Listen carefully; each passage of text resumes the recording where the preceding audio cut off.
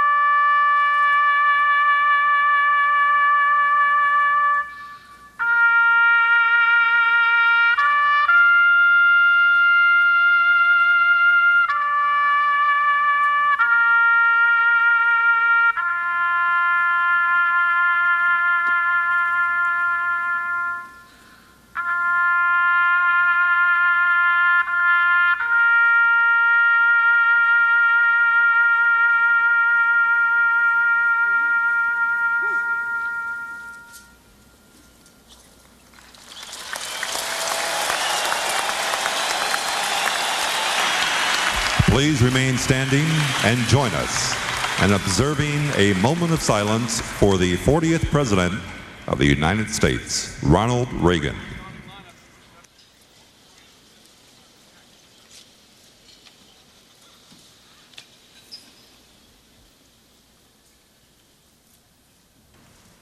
And now to honor America.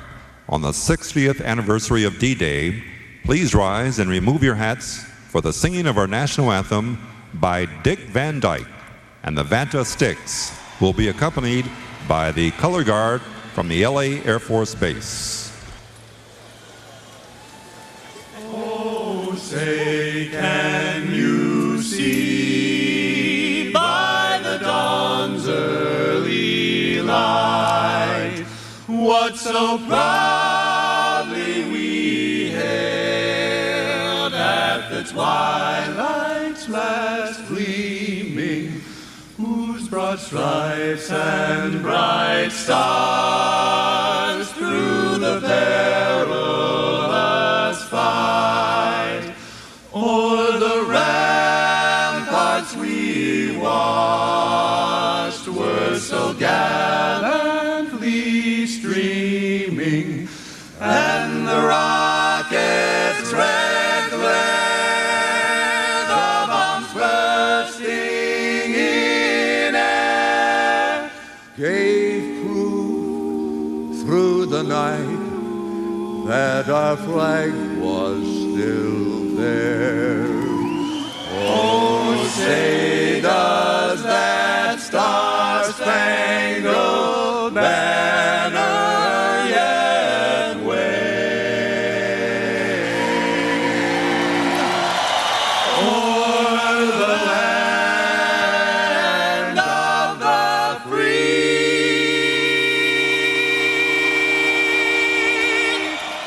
and the home of the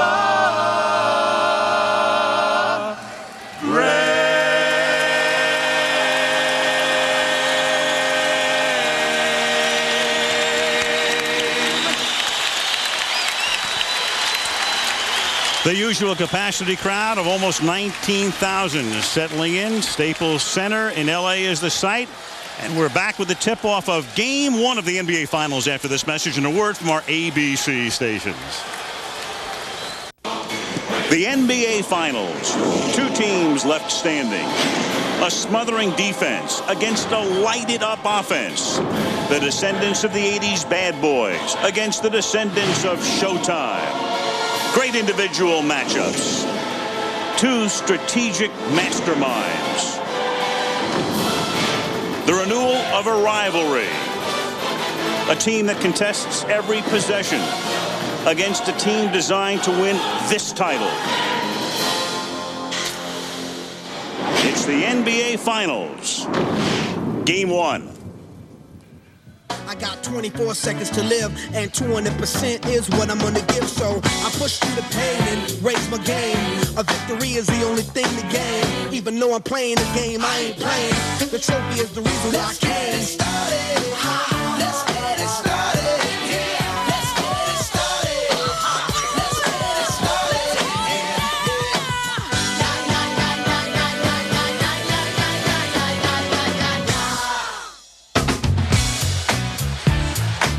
Staples Center in Los Angeles, home of the Lakers since the 99-2000 season.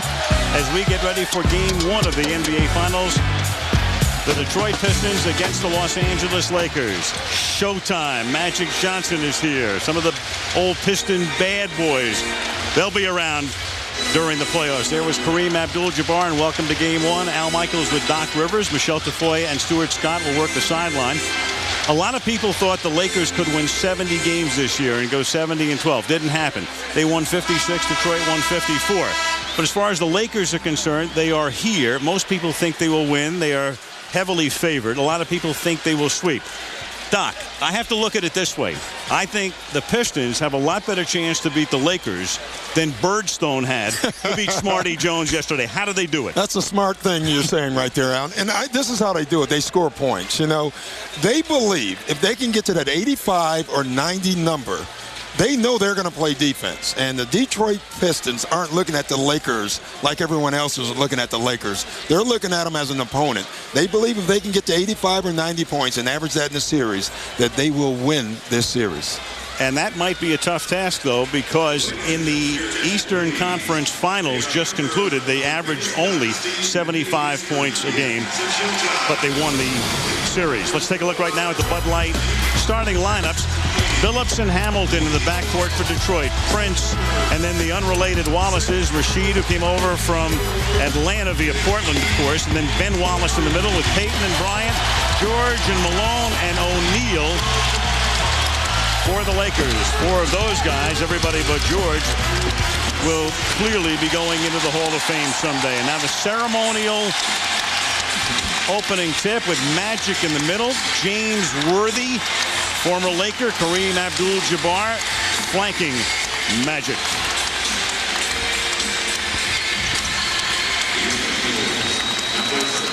And the opening ceremonial tip is taken by Shaq. Well, it's L.A. You got to give it to the home team, right? He threw it that way. So here we go with Joe Crawford, Bernie Fryer, and Bob Delaney as the officials tonight. Gary Payton, who came from Seattle and then Milwaukee last year, big pay cut to win a championship. Karl Malone to win a championship. Kobe now tries to win his 4th championship, as does Shaquille O'Neal.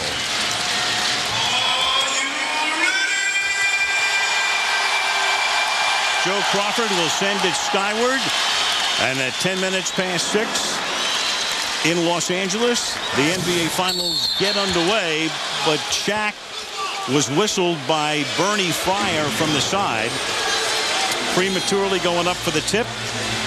Yeah, he kind of quick jump, if Shaq can quick jump. I don't know if you can put those 2 words together.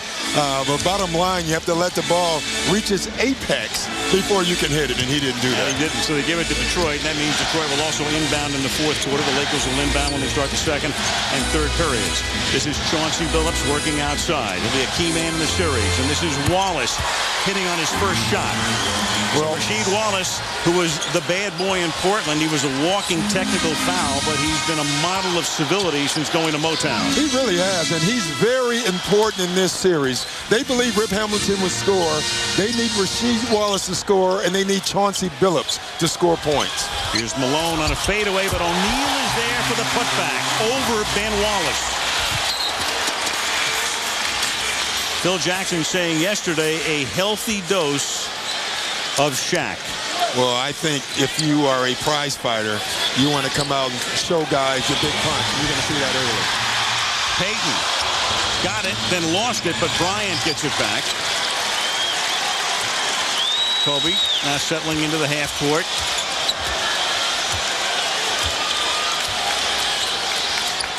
Devin George, Shaq on the high post, and then George slips down and loses the ball, and out of bounds it goes to Detroit. The crowd thought Hamilton touched it last. I thought Hamilton touched it last also. Both officials were blocked out on the play, and that happens in a game. So it was tough to see. So Detroit with the opening basket.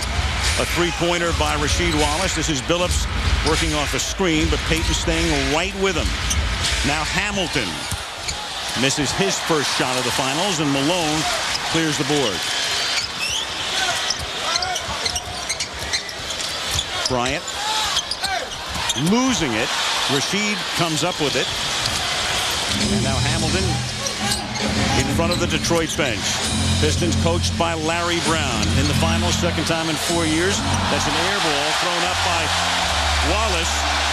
Rasheed is known for offense and defense. Ben is known for defense only. And there was Payton trying to get it to O'Neal, but too high. Yeah, right now you can see Detroit defensively. They're not going to help off Shaq much. They know if someone beats them off the dribble, you can't leave Shaq because that leaves them free. Ben Wallace shooting the air ball doesn't bother the Pistons at all. They're not looking for his offense. That's 3 straight Laker turnovers. And they lost the opening tip because of the premature jump by O'Neal. So we've gone 2 minutes. The score's 3-2, Al. And I can tell you right now, this is exactly the way Larry Brown wants it.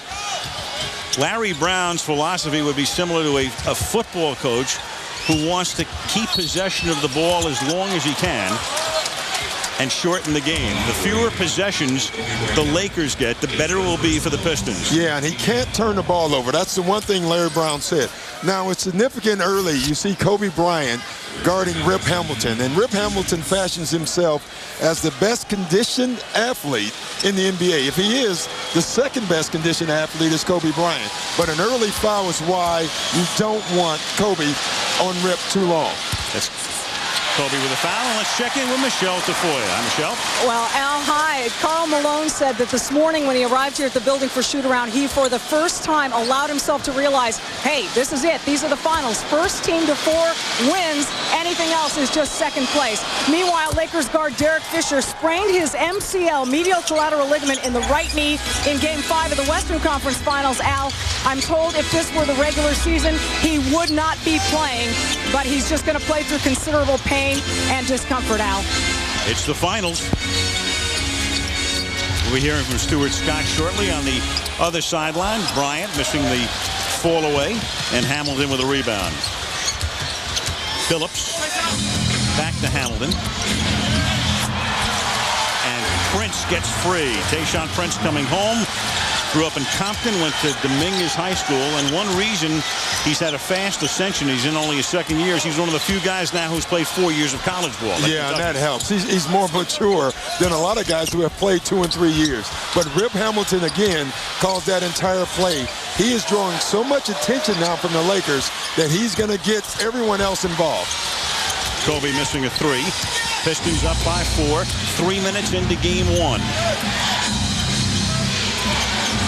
You can see the switch already with Devin George guarding Rip Hamilton. Again, lots of attention given to Rip Hamilton. Hamilton missing the layup, sought the foul, didn't get it. Wallace missed the putback, and now the Lakers outside. Inside now to Shaq, and then Wallace tried to steal it. He came around, he tried to wrap his way around to steal it, and Shaq goes to the basket and gets fouled. Well, that's what Larry Brown doesn't want. He wants, you're either going to front Shaquille O'Neal or you're going to stand behind him. And you have to keep the basket in between you and him. If you go for a steal and don't get it on Shaq, it's usually a dunk. And in this case, it's a three-point opportunity. And not only that, one of the Pistons, Rasheed Wallace, picks up another foul. Larry Brown does not want, of all the guys on the floor of the bigs, Rasheed Wallace getting in foul trouble. And Shaq, who's hit 41% from the line in postseason with a three-point play. Pistons by 1, 8.5 to go. Opening quarter. Phillips drains it. See, if there's an X factor in this series, I think it's Chauncey Billups. I think he's the one guy on Detroit that has an advantage because of his size. Gary Payton's a pretty big guy, but Chauncey Billups is a strong point guard, and it also takes Derek Fisher off the floor at times as well. In their only 2 regular season meetings, as Shaq gets fouled again. The Lakers and the Pistons split 2 games back in November. They played within a 4-day span, once here, once there. And it was Billups who led the Pistons in scoring in both games as we check in with Stuart Scott. Welcome, Stuart. Al, thank you. The Lakers had 100 total games NBA Finals experience coming in. The Pistons had 6. But if you think Detroit feels like the local rec team, think again. Larry Brown told me that he keeps reminding Rip and Corliss, hey, you guys have played in an NCAA title game. That's one and done. It doesn't get any bigger than that. Lindsey Hunter said, you don't know the guys on this team. Tayshaun isn't bothered, Chauncey isn't fazed, and Rip don't care about nothing as long as he's putting the ball in the basket. I asked Rip Hamilton about the difference in experience, and he looked me straight in the eye and he said, if we play our game, I love our chances. I love them. Al? He'll really love that they can split these 2 games here because then they're home for 3. The finals format is different than the first 3 rounds. It goes 2-3-2 with those 3 in Detroit. And Wallace takes it to the basket. Can't get it to drop. Misses the jam, and there's a foul. But again, so far, Al, everything is being set up by Rip Hamilton. This entire play, Rip Hamilton comes off the handoff, draws Karl Malone up in the air, gets it to Rasheed Wallace. Now he misses the play and misses the dunk as well, but Devin George pushes him, and that's why he probably missed the tip dunk. Hamilton, who played high school basketball in Pennsylvania against Kobe Bryant. Kobe grew up in the Philadelphia area, went to Lower Merion, and Hamilton is from Coatesville. Yeah, there's been a lot of talk about those 2 guarding each other. I don't think you'll see that much. You might see Kobe guarding Rip. I don't think you're going to see Rip guarding Kobe at all. I think it's going to be Tayshaun Prince, and it is so far. And I think Tayshaun Prince is going to give Kobe Bryant some problems with his length. I think the key for Kobe Bryant is can he take Tayshaun off the dribble. Kobe Bryant in the playoffs has averaged 25 points per game in the regular season. Bryant averaged 24. 7.5 to go in the period. Bryant, good fake on Hamilton, but can't drop it. Ben Wallace got the rebound. Chauncey Billups. Billups averaged 17 points during the regular season and 15 now in postseason. Has not played well, or more particularly has not shot the ball well in postseason. I think he's really confused at times on what he wants to be, a point guard or just a scorer. And I think he's better suited as just being a scorer, trying to run the team as a scoring point guard.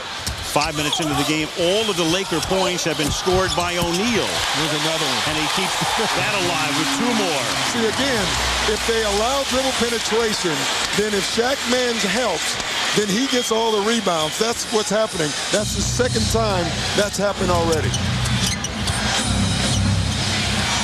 10-8 with all 8 for O'Neal as Billups hits here, and Detroit is up by 4. Lakers tonight, O'Neal in the middle, and the rest of the team 0 for 6. Into Shaq again. They keep going to him. Guarded by Ben Wallace. That doesn't drop, and he travels. So the Lakers turn it over again. Yeah, that's more what Larry Brown wants. He wants to just make Shaq score over top. You can't allow him to get as close to the basket as he's been already in this game. First time out of the game. 6:11 to go in the period. Detroit by 4.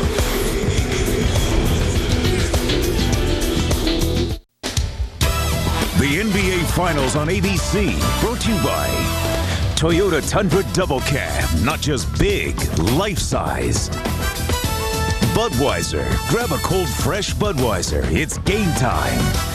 Walt Disney Pictures Around the World in 80 Days, coming to theaters everywhere June 16th. And American Express, the official card of High Flyers.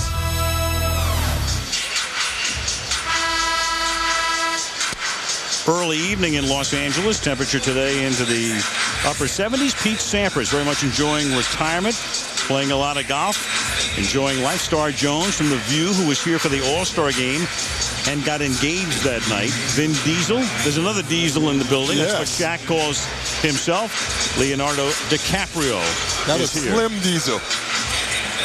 Right. And of course, courtside, Jack Nicholson. I don't know if Jack will be in Detroit. We know that, well, Kid Rock will be there. I assume Eminem might be there. Yeah, there's a chance. The Pistons well, how about the job that Joe Dumars has done? Great player, of course, for many years with Detroit. He drafted Prince. He drafted Milicic. Then he brought Larry Brown in to replace Rick Carlisle. He got Eldon Campbell. And most of the deals that Joe has made have turned out splendidly. Prince drives. And it may have been interference, and it was. The ball was in the cylinder, and interference is called here. And when you're Detroit and you're looking for every bucket, you don't want to give up any. But again, Tayshaun Prince being aggressive is a good sign if you're the Detroit Pistons and Larry Brown. That was Eldon Campbell who's come into the game as Detroit makes its first switch. The Pistons have started the same starting 5 in all 18 playoff games. Bryant. And the Lakers finally get a basket from somebody other than Shaquille. Yeah, and not the basket. You know, I think Larry Brown would take that. That's Kobe Bryant taking jump shots. He doesn't want Kobe Bryant beating guys off the dribble, creating havoc.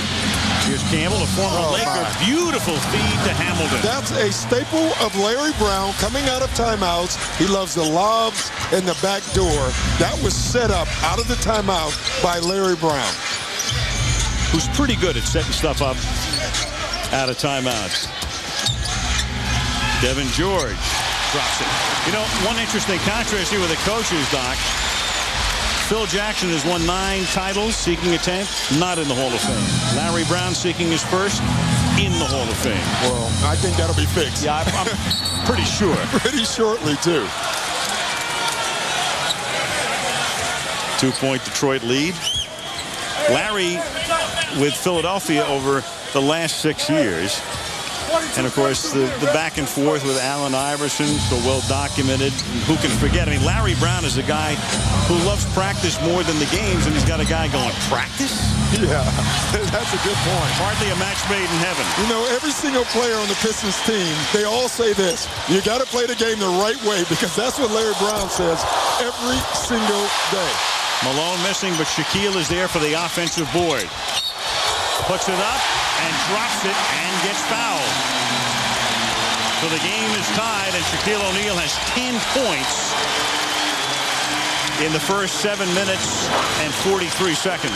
Well, again, offensive rebounds. Every time a guy dribble penetrates, if they help, Shaq gets the rebound. If Shaq gets deep to the bucket, it's very difficult to stop him.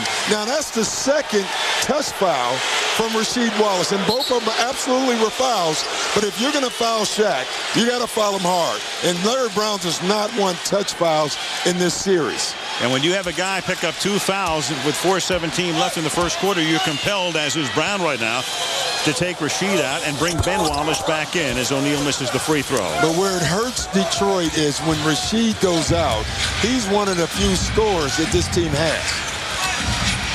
And apart from that, they really need Phillips to pick up the scoring pace. They know they can get points from that guy, Hamilton. Campbell, one-time Laker. and he gets fouled. You know, Stuart Scott brought up the fact that the Pistons have only 6 games worth of finals experience. And think of it in these terms. 3 games from Eldon Campbell, 3 games for Lindsey Hunter when they were Lakers. When they were Lakers. So is that a minus? I mean, should we take those away? Yes. Neutral. I do think that the experience is a factor in this series. I don't think it swings it towards the Lakers, meaning because of the experience, Detroit can't win. But when you have 100 games of experience to 6, it has to be a factor in whatever you do. Timeout call between free throws. Timeout Lakers 14-14. You're watching the NBA Finals on ABC Sports Championship.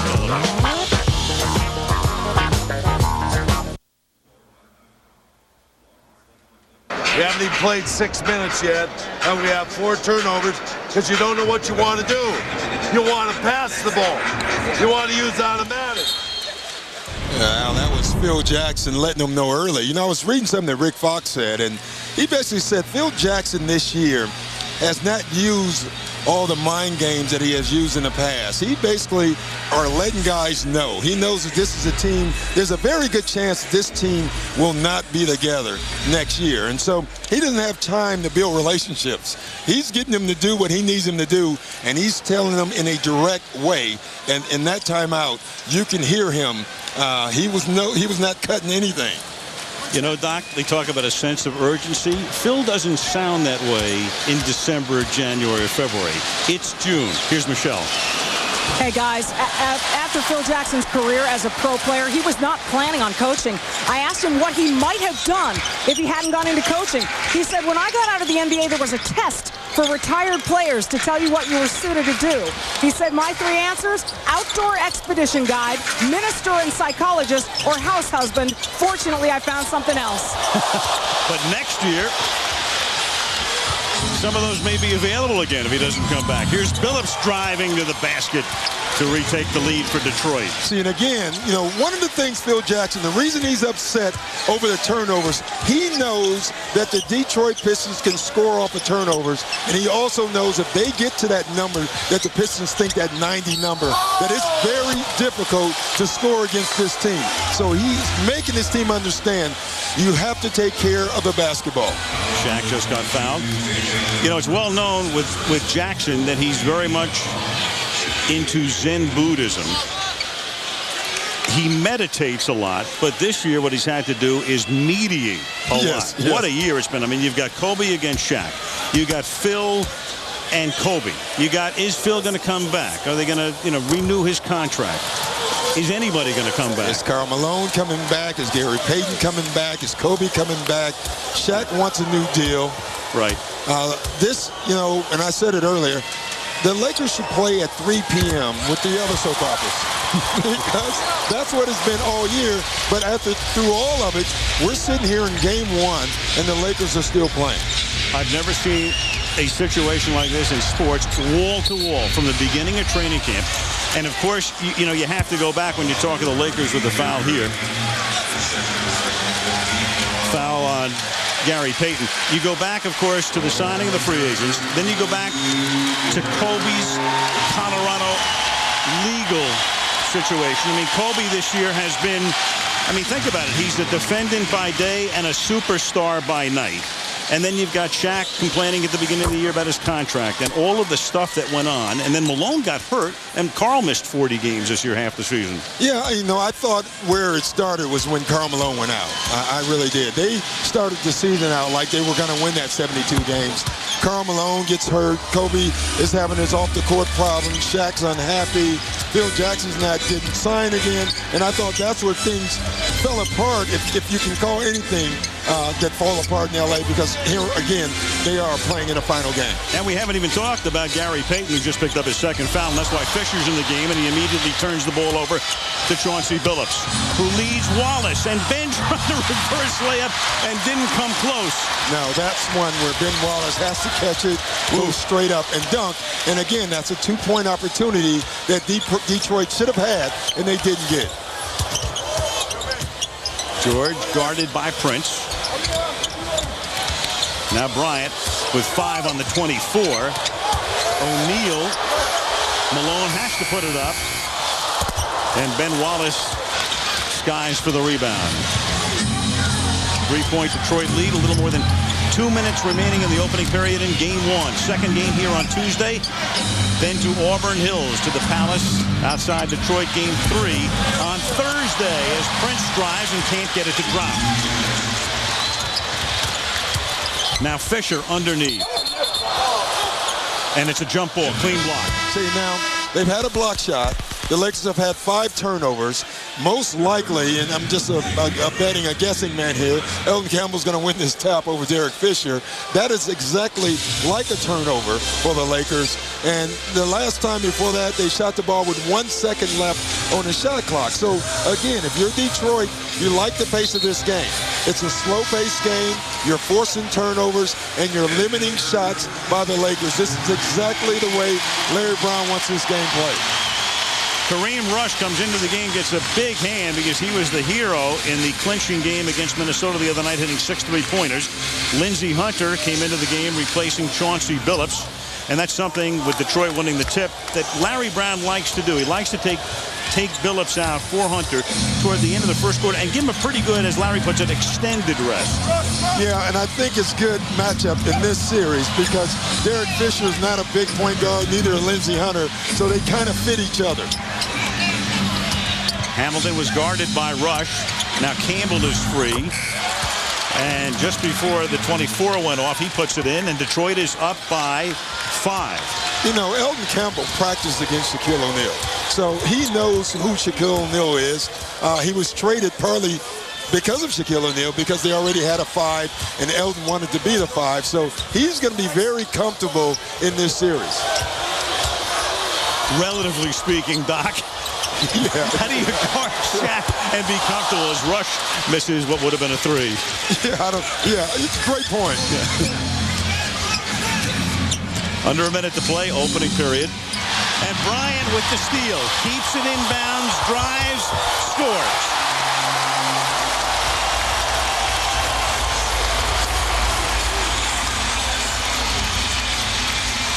Kobe Bryant now has 4 points. O'Neal is already in double figures with 11. Rasheed Wallace is the leading scorer for Detroit with 5, but he's on the bench. Now to Ben Wallace, and Shaq gets there and commits the foul. Joey Crawford calls it. So back to the Bryant steal now. Well, this is more of a careless pass, Al. I mean, you could see Kobe sneaking up before the pass was even thrown. So pretty easy steal. Not an easy basket that he makes. Kobe Bryant makes the toughest shots look so simple at times. Ben Wallace is a Shaq-like free throw shooter. He hit 49% during the regular season, 48% in post. I wouldn't kid you, Dan. No. You know, it's funny that because Shaquille O'Neal is such a great player that we talk so much about Shaquille O'Neal as a free throw shooter, yet Ben Wallace is an all-star player on another team, and you don't hear a lot of talk about him as a free throw shooter, and probably because he's not a big scorer, so he doesn't get the ball as much. Right. I mean, Shaq's a guy who's going to average in the mid-20s, and Wallace is a guy who averaged only 9.5 this season. Darvin Ham comes into the game for the Pistons. Put a little pressure on as the period winds down. And all that pressure is for the Lakers to use clock. That's all Larry Brown wants them to do. He wants to get them down late clock situations and then play his defense. 6-second differential. And that gets blocked by Wallace, but they're going to call goaltending. 21-19. Excellent move. I tell you, goaltending is such a tough call. It really is. You can make a case that was going up, but it was also over the cylinder. And now with less than 4 seconds, Slava Medvedenko, who's come into the game, fouls Hamilton. And you're talking about bad fouls. You know, That's with 3.9 on the clock to end the quarter, the last thing you want to do is foul a guy behind the three-point line with no chance of shooting at that time. Hamilton at the line. He's wearing that plastic mask because of a broken nose. So he wears it to protect himself. I mean, he looks a little bit A little bit. Like Anthony Hopkins in Silence of the Lambs. Yes, he does. And you know, you can make a case that he's been eating up to his opponent. Yes. Stop. And we didn't even rehearse that. That's why I'm really going to miss him. 22-19, Detroit by 3. Lakers will get off one more prayer here as Bryant from half court. Missing there.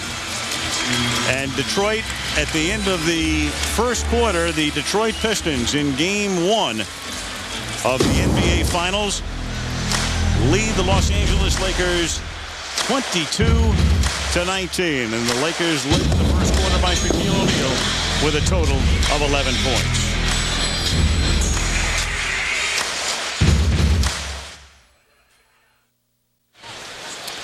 Lakers in the first quarter held to 19 points. The Pistons in the 73 quarters they have played now in the playoffs have held their opponents 40 times, Doc, under 20 points. You know, the Lakers, in watching them all year, they took games off. They took weeks off. They kind of took the first quarter off in a little way tonight, too. Yeah, you can make that case, or you can make the case about the defense. And, you know, the Pistons defense, everyone said going into this, was it for real? Or was it bad offense? I think right now you're finding out it was good defense. I want you to take a look here. Kobe Bryant, 1, 2, 3 guys. He's drawing that much attention. You know, I think what they're saying with this is that they can't stop Shaq. They understand that. But the one guy they must try to slow down is Kobe Bryant. And we're going to give him a ton of attention. And by that graphic and that video right there, you saw that. And that attention has paid off because Kobe was 2 out of 6 from the field, 0 for 3 on 2-point attempts. He had 4 points. And O'Neal, who now comes out of the game to start the second quarter. That's almost stolen by Hunter, but he was out of bounds. He has 11. Let's check in with Stuart Scott. Al, Detroit had a 3-point lead at the end of the first quarter, and Larry Brown reminded his team, he said, look, guys, we had 5 missed layups and a bunch of missed free throws. He said, we can get our shot. He said, talking about L.A., he said, they're not guarding anybody. Al? You know, it's very interesting, Al, because talking to the Piston coaches, that's the one thing they kept saying is that we're going to get our shots. We didn't get our shots in the Indiana series because Indiana is an excellent defensive team. If we make our shots, we know we are a great defensive team, they're saying, and they can compete in the series, and you're seeing it. Well, they had 22 in the first quarter tonight. They had only 11 points the other night against Indiana in the first quarter in a game in which they clinched the East. You saw Bryant hit to make it a 1-point game. You know, a foul here on Kareem Rush. We've done a ton of Laker games this year, I would say. And the one thing that Phil Jackson has said all year, there's one area that he's disappointed in, is their defense.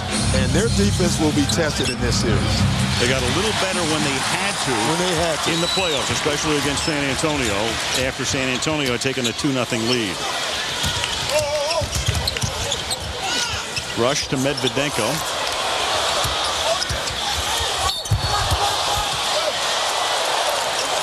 And a blocking foul here in the game for Detroit. Mehmet Okur from Turkey.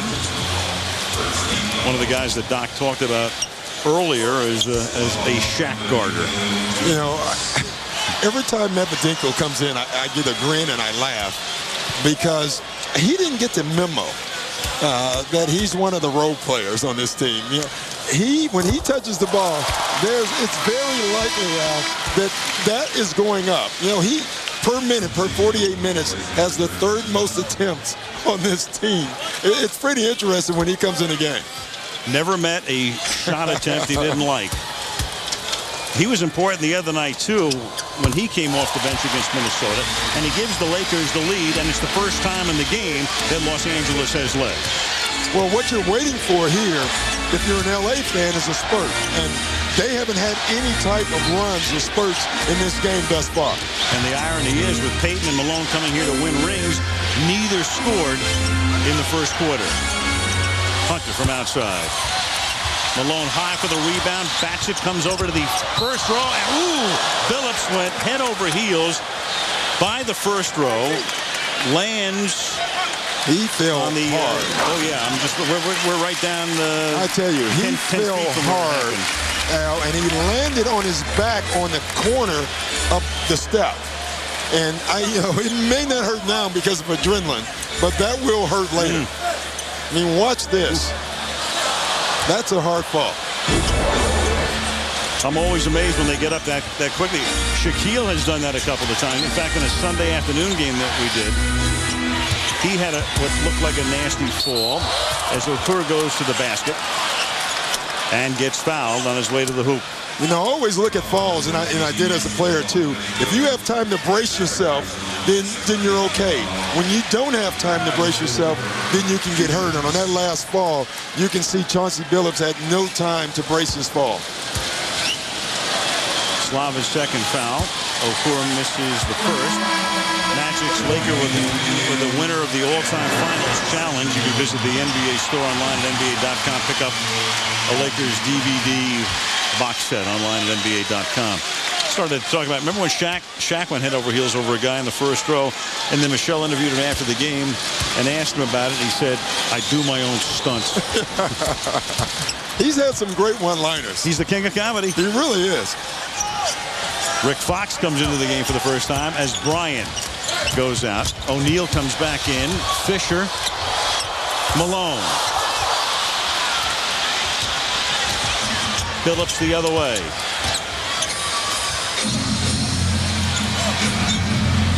Ben Wallace gets by Malone and then stepped out of bounds. So he got by Carl, but not before he stepped on the end line. Detroit turns it over. I tell you, if you're Larry Brown, you're a little upset because you've had a golden opportunity so far in this game to have a big lead. They've missed layups. They've missed close shots. They've not converted on turnovers, and that's what they have to do to win this game tonight. His team has turned the ball over 6 times now, and the Lakers, who had 4 early turnovers, have a total of 5. 2 minutes into the second quarter. O'Neal. And again, he'll go to the free throw line. But again, that's Corliss Williamson. So, you know, we talked about 4 guys they can put on him. Corliss Williamson is the 5th guy that they're going to use his fouls also. The one thing Detroit has an advantage on, they are extremely deep. And they're going to use fouls every time Shaq gets close. So this is not Hack-a-Shaq. This is Hack-Shaq when he gets close to a bucket that you know he's going to score on. Shaquille O'Neal with 12 points. He has scored 25 or more points in 19 games that he has played in the NBA Finals. This is his 4th. The record, Michael Jordan with 20. So Shaq well on his way to equaling that mark with 13 now in the 13 minutes he has played.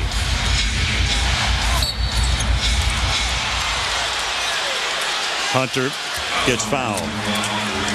So the Lakers by 2. Hunter is a guy who played the early part of his career with Detroit.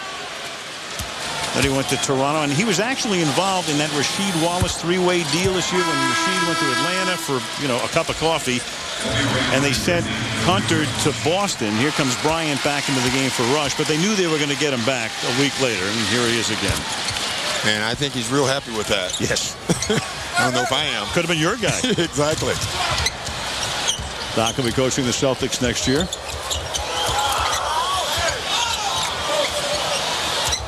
O'Neal coming out high. And then Kobe.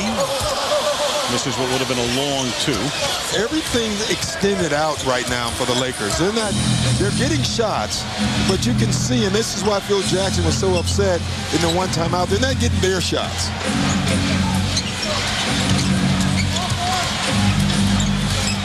Hunter pressured by Fisher. Shaquille comes away from the basket. Williamson gets the rebound, puts it back in, and the Pistons have the lead again, 27-25. Yeah, and that's a tough matchup for Rick Fox. I mean, Corliss Williamson is usually guarded by 4s. They put him in at the 3 spot. That's a very tough matchup for Rick Fox, especially down low.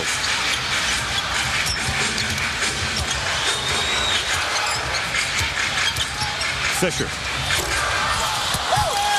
Rebound to Wallace. Funny thing about the Lakers, you watch Derek Fisher and you think about the Fab 4. and all the guys going to the Hall of Fame. They might not be here, though, were it not for Derek Fisher with his .410 shot against San Antonio, and Kareem Rush the other night. Yeah, role players, you know, you can have all the stars in the world. If you don't have great role players and guys willing to accept those roles, you're not going anywhere. The bench is big, especially in a best of 7. 8:31 to the half. Pistons by 2.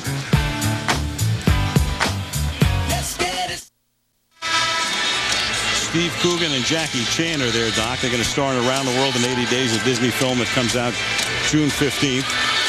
We had to do that or we'd be suspended. Yeah, and that's how we feel. We've been around the world. Yes, we have. Jim Belushi is here tonight. Chris Rock, a regular at Laker games. He's shaking his head like it's the media. Dustin Hoffman. Kissing, I hope, a relative. Or else. We have a story. Or else Liz Smith. Start typing. Oh, my. Phil Jackson. Trying to break a tie with Red Auerbach. Most championships, NBA history. Brian and O'Neal, 19 points. Rest of team 6. Malone gets the rebound. 8.5 to go in the half. Detroit up by 2. Fox, who missed half the season, mending his broken foot, which he sustained in the playoffs last year. Now Shaq against Okur. 3-second violation. Yeah. He was in the paint before he caught the ball, wanted to take the shot. The double team prevented him from taking the shot. So easy call for the officials. Doc, in reality, a 3-second call really means what? You're in the lane 4 seconds? Yeah, exactly, because it takes a second to get in the lane. Right. And it takes a second before they notice you. See, again, tough matchup, and Larry Brown knows that. One of the things Larry Brown does is he tries to find a weakness defensively on the other team, and then he'll keep going to that weakness. Right now, he thinks he has an advantage with Corliss Williamson. So if you're at home, look for the Pistons to keep going down there until the Lakers do something about it. Williamson misses the first. Very few things in sports like a Game 7. There'll be one tomorrow on the Gulf Coast from Tampa.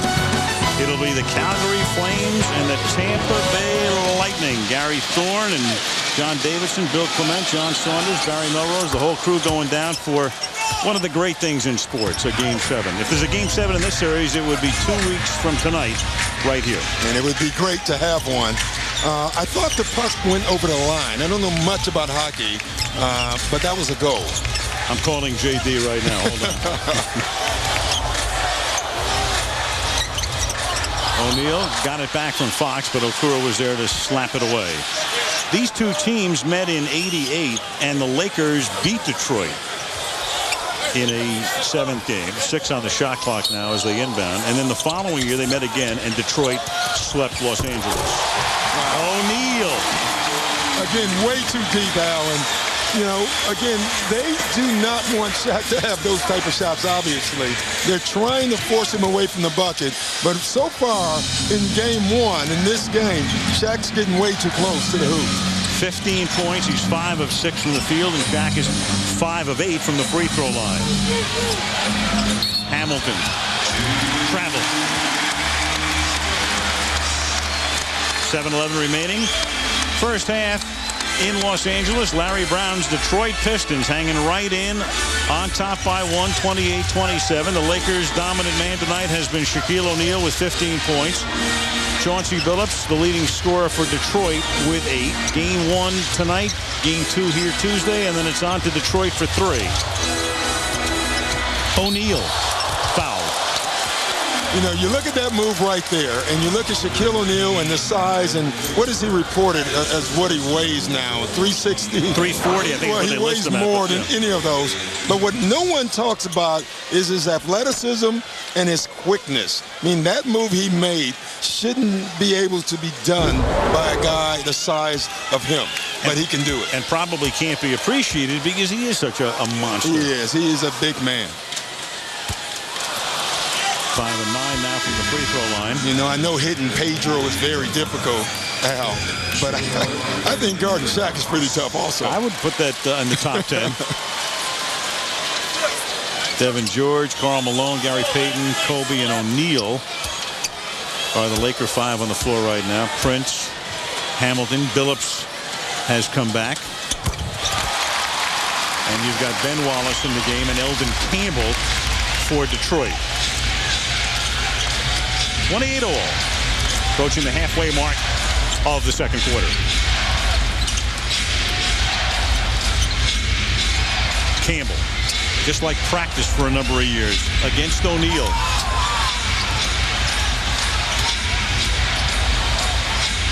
Hamilton, contested by Bryant. Rebound goes to Malone.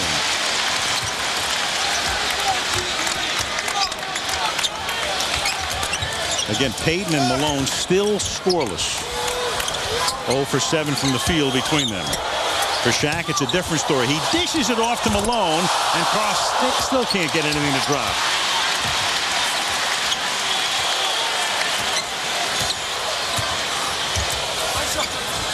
George, they're going to work it into Shaq again. And then George can't handle it, but it goes out of bounds off Detroit.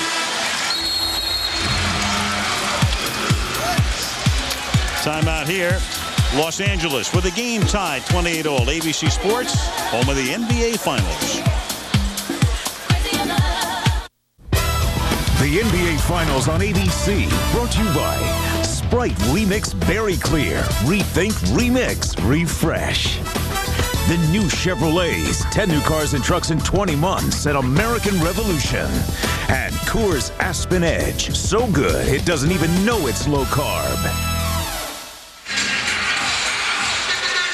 Back we come to Staples Center. Al Michaels, Doc Rivers, Michelle Tafoya, Stuart Scott. Phil Jackson said they will see a healthy dose of Shaq, and he wasn't lying. It's like castor oil for the Pistons. No, he knows that's a matchup that Detroit cannot handle, and the Lakers have gone to him almost exclusively every possession. And when you look at it, where he's caught the ball, most of them have been dunks, and Larry Brown doesn't want that. Look at the fouls already. He's drawn 4 fouls already from the bigs of Detroit. That means they have 20 fouls left. Shaq has played 17 of the 18 minutes. Got a brief blow at the end of the first quarter. Lakers inbounding 11 on the shot clock. Hamilton tried to steal but couldn't. Bryant to Malone. 5 on the shot clock. Here's O'Neal. He'll take it up. Tayshaun Prince back for Detroit. Now that's the 3rd time that the Lakers have taken a shot with less than 2 seconds on the shot clock. That's good Detroit defense. Billups. And Campbell got the rebound and also I think got poked in the eye or hit in the face as that one drops, and it's a 3-point Detroit lead. Yeah, Billups has to play well. Again, he is the X factor in this series, in my opinion. He has moved around. You had him for a few minutes, didn't you, Doc, in Orlando? I had him a whole year, but he didn't put a uniform on. That's what I meant, a few minutes. I'm used to that. Yes, you are. Here's Bryant. Kobe comes up short again. And that was Tayshaun Prince's length that bothered Kobe Bryant on that shot. Bryant is now 3 of 9.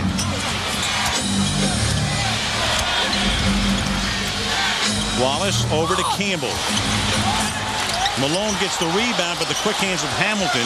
He still can't get possession for Detroit, though, as Kobe swings it over to a wide-open George for 3. 31 all. And that was all caused by the steal and not steal by Rip Hamilton. I tell you, in this league, if you go for a steal and don't get it, most of the time, the other team scores. The guys are just too good. Campbell, the bounce pass to Hamilton, but he fumbled it out of bounds. Larry Brown, he's the oldest man to ever coach in the finals. Larry's 63. Also coached in the finals with Philadelphia when he was 60. You know, Doc, you think about it. Since the calendar turned to 2000, Dick Vermeil won a Super Bowl at age 63. Scotty Bowman won a Stanley Cup at 68. A whistle here. Jack McKeon won a World Series at 72. At least there's one profession that doesn't have this mindless obsession with a young demographic. Yeah, in coaching. So what you're saying is I don't have a chance. Doc, you're kind of right in the middle here. Yeah, I'm getting there. You stay with me for a few years. Then we get you a little savvier. There is some truth to that. I mean, if you have experience, you have experience, and especially in coaching. It's not like the coaches have to go out there and play. You need that experience, and I think the older coaches can relay that. And some of the younger coaches, obviously, because I'm young, I must say that, can do it as well. But Larry Brown, I played for this man, and he is all about the game of basketball. Phil Jackson is the same way.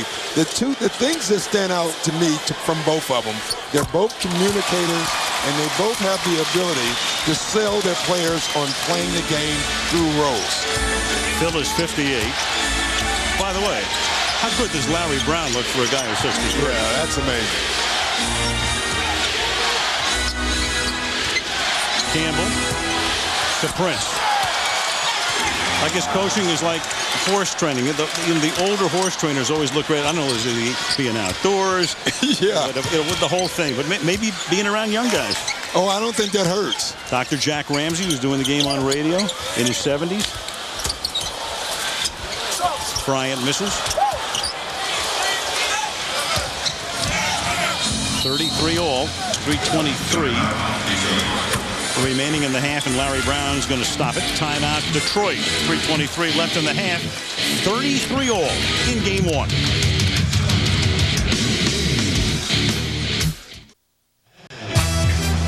The Detroit Pistons, first time in the finals in 15 years. They're tied with the Lakers at 33. A couple minutes before the Verizon Wireless halftime report, Mike Tirico, Byron Scott, Tom Tolbert will join you then. A little thought from you guys of how this thing has settled in the first 24 minutes or so.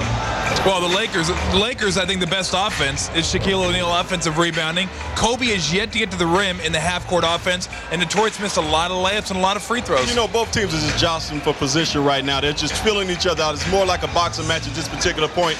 I think the second half they'll start to loosen up a little bit more, and you'll see some better basketball. At halftime, the story of Karl Malone. Al mentioned he sacrificed to come here and try to win a title. It's been a tough year away from basketball. We'll talk about that coming up. Verizon Wireless halftime report. Al. All right, thank you, guys. And there is Michael Eisner, our ultimate boss, Diane Stern, wife of the commissioner, David Stern, the commish out here for game one, and he's hoping it'll be an entire fortnight, otherwise known as 2 weeks. Yes, and the way it looks so far, it could happen. You know, Doc, one thing we should talk about right now is the change in format. In the earlier rounds, it goes 2-2 and then 1-1-1. You go back and forth. In the finals, 2 at home, 3 on the road, and then 2 at home if there was a 6th and 7th game. It would seem to me as Payton steals it and he has Kobe out in front, and the Lakers take the lead. Is there a bigger premium on the home team winning both games in this format as opposed to the other format? No, you know, I think the 3 games, it hurts more because I think in the finals it's very difficult. You have 2 good basketball teams. It's very difficult to beat either one of these teams 3 times in a row. So in essence, the team with the 3 is giving away one of those games. They're going to lose one of those games. It's almost guaranteed. Ben Wallace just tied the game. 2:40 to go in the first half. Payton into Malone. Into Shaq, and Shaq puts it in. Wow. Shaquille O'Neal with a total now of 18 points in the 20 minutes he's played. And he's made some difficult shots. They haven't been all dunks. So, you know, those are the type of shots that Larry Brown doesn't mind.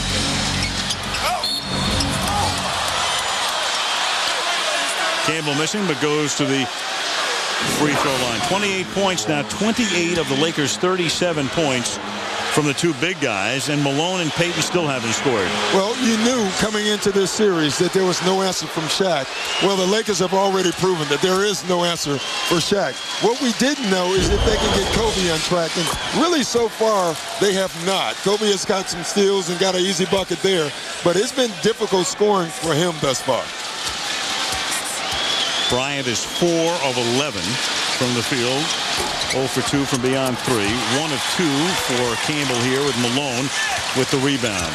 Yeah, I think this is a key stretch in the game, and obviously the first half is how you close out the half. Detroit wants to try to close this half out with the score at where it's at, or even take a lead. And O'Neal gets fouled. Meanwhile, Rasheed Wallace, such a big part of their success, has not played in this quarter because of 2 personal fouls. Here's Michelle.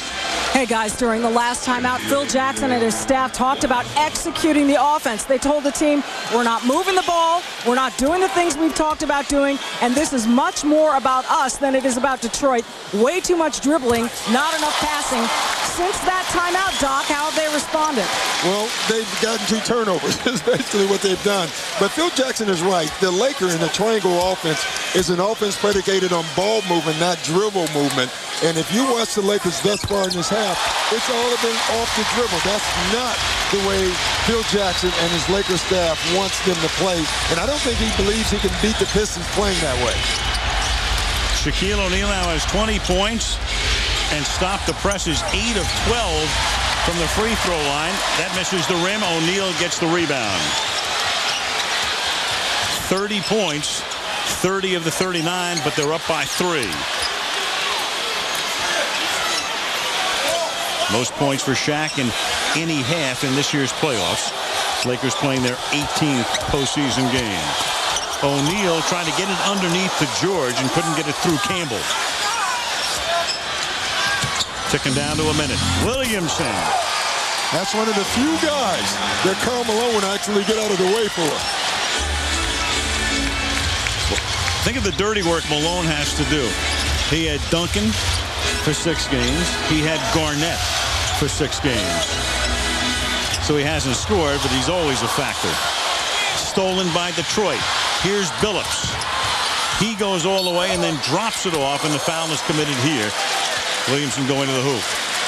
Gary Payton gets whistled, and that's the 3rd foul on Gary Payton. He's the first Laker with 3 fouls. In fact, he's the first guy on either team. Are you surprised that Larry Brown hasn't put Rasheed Wallace back in the game here in the second quarter? I'm really not. You know, I think Larry Brown is counting fouls right now as much as the score. He's looking at the scoreboard. He sees it's a 1-point game, so they're safe. This way you go in the second half and you have 4 fouls to use from Rasheed Wallace. I guarantee you if it was an 8 or 9 point deficit, you would see Rasheed Wallace. Sometimes coaches, they don't just go by seconds. They just look at the scoreboard. And that's what he's subbing by. He's not subbing by minutes. He's doing it by the score. And as long as the score stays close, keep Rasheed on the bench, we can use him in the second half. Payton goes out with his 3.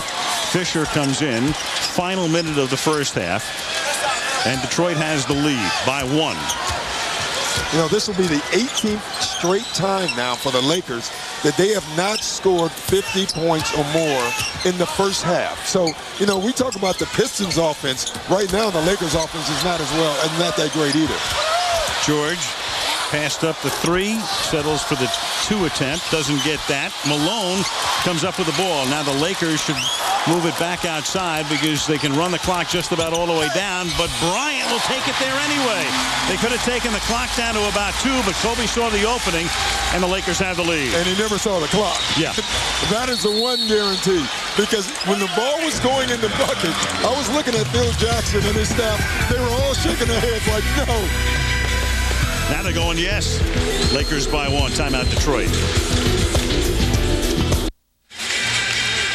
15.4 seconds remaining in the close opening half. Lead is seesawed. Game available tonight in HD and SAP.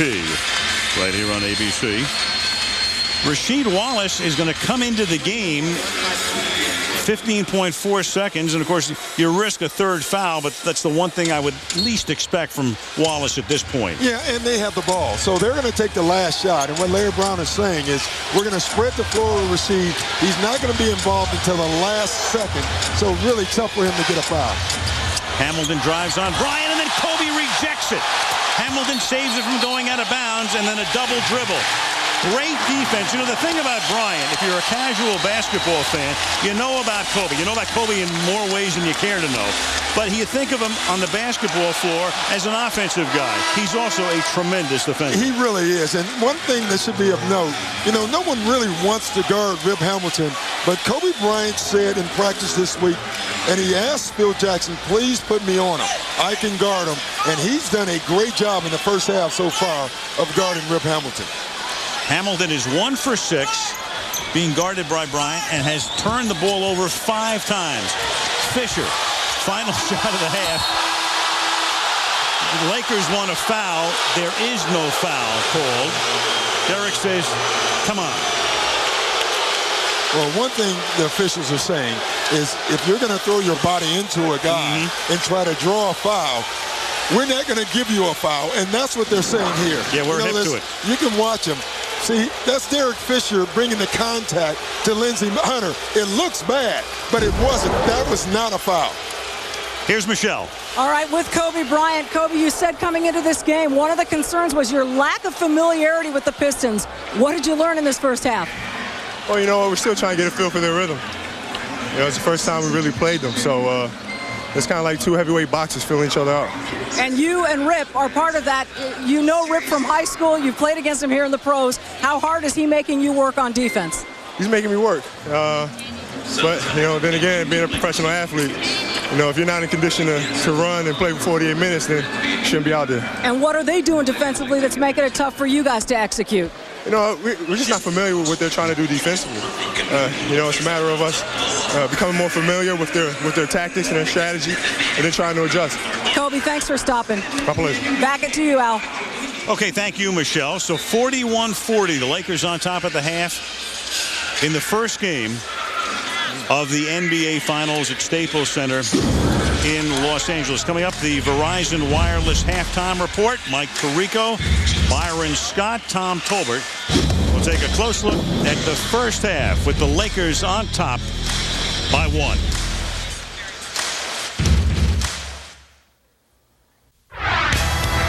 This is the Verizon Wireless halftime report.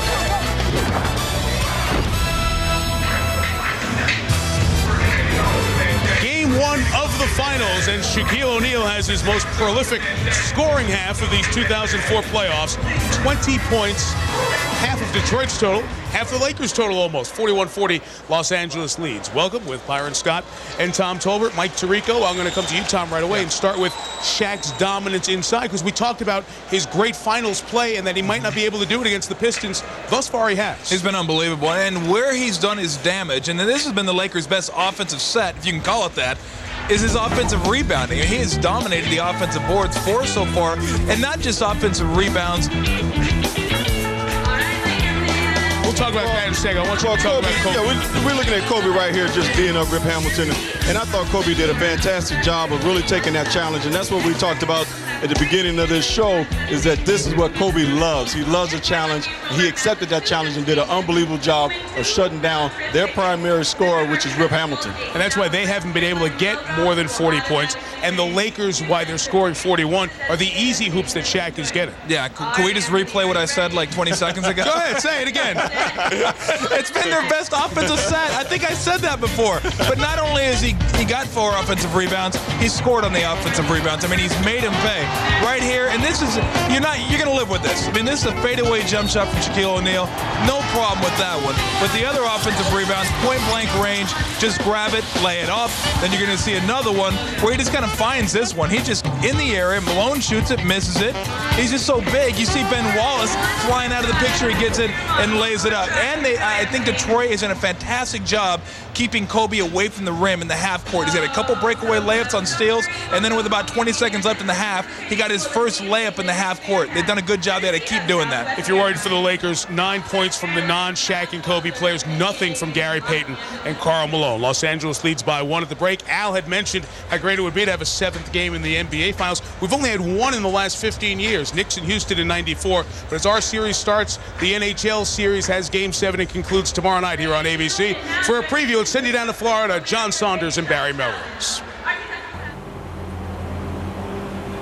Mike, if you get a series like this one in the NBA, you're in for a great one. We are headed to a game number 7. And last night, it looked like Calgary had won the game. Martin Jelena has the puck go off his skate. It looked like it crossed the goal line, but it was ruled no goal. So on to the second overtime where Martin St. Louis gets the game-winning goal. Brad Richards and Jerome McKinley have been the stars of these teams. The winner of the series is going to be the MVP. Exactly. The Conn Smythe Trophy in the NHL. Again, has been the best player in the world for basically 2 months. He wasn't in Game 6. Brad Richards was the best player in the world in Game 6. 2 goals, and he was on the ice for the winning overtime goal, John. It promises to be a tremendous one. The folks in Calgary, they call this the Red Mile. They thought they'd be celebrating last night after Game 6, but they have to wait for a Game 7. In Tampa, they watched from outside the Forum and cheered as Martin St. Louis gets the game-winning goal. And don't forget, tomorrow night at 8 o'clock Eastern Time, we will have Game 7 of the Stanley Cup Finals. Mike, back to you. John will be watching when we come back the emotional story of Karl Malone, the memory of his mom, some of the fuel in these finals. And to be right here now and be the person I am now because of her, I can say, you know what? I'll get the energy from somewhere. I know I will, because she always did. So I'll be fine. The Verizon Wireless Halftime Report, brought to you by Verizon Wireless, the only wireless provider that allows you to vote for the NBA Finals MVP. Can you hear me now? Good. Welcome back to the Verizon Wireless Halftime Report. So many of the Detroit Pistons experiencing the finals for the first time, including Ben Wallace, a goaltend there. He only had 3 points, but 5 rebounds. His Pistons down 1 here at the half. Well, as we mentioned earlier, Karl Malone didn't score in the first half. 19 years in the NBA, and this very well could be his last year. His focus, trying to get a championship. He sacrificed millions of dollars in salary to be one piece of this Laker team. His focus for this year, from a couple of different special ladies in his life. The success of his daughter, a championship player for Detroit's team in the WNBA, and the loss of his mom this past summer. For more on Malone's emotional state heading to these finals, here's Al Michaels.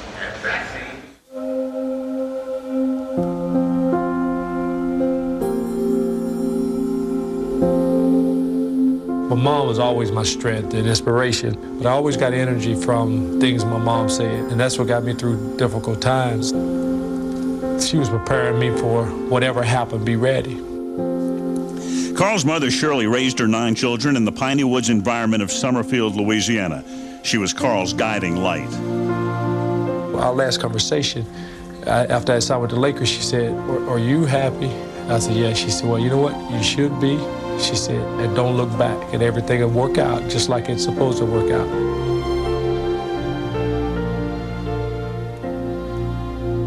She always said, boy, I can tell when you're working hard, and I can tell when you're going through the motion. She said, don't let me turn that TV on and see that. And sometimes when I don't feel I got it, or I don't feel like doing it, I think about that, and I get a little extra energy from somewhere.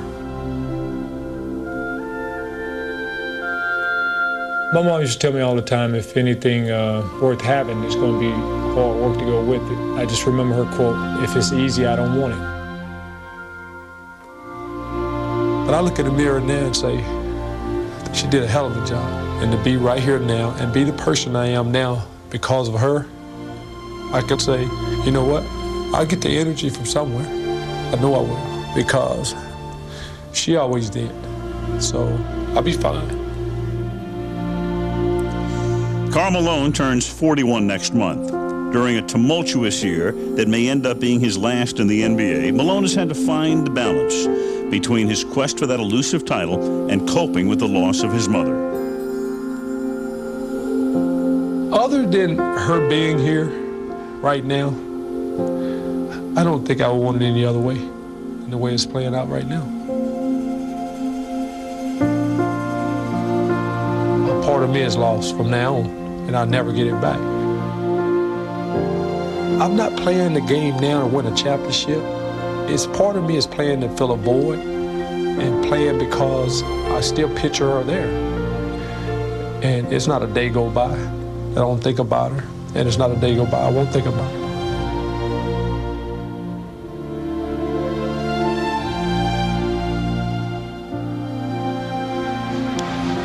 And some of that strength and mentoring of his mom has been seen in the Karl Malone behind the scenes with these Lakers. If there's one person as a player who's kept this team together this year, it's Karl Malone.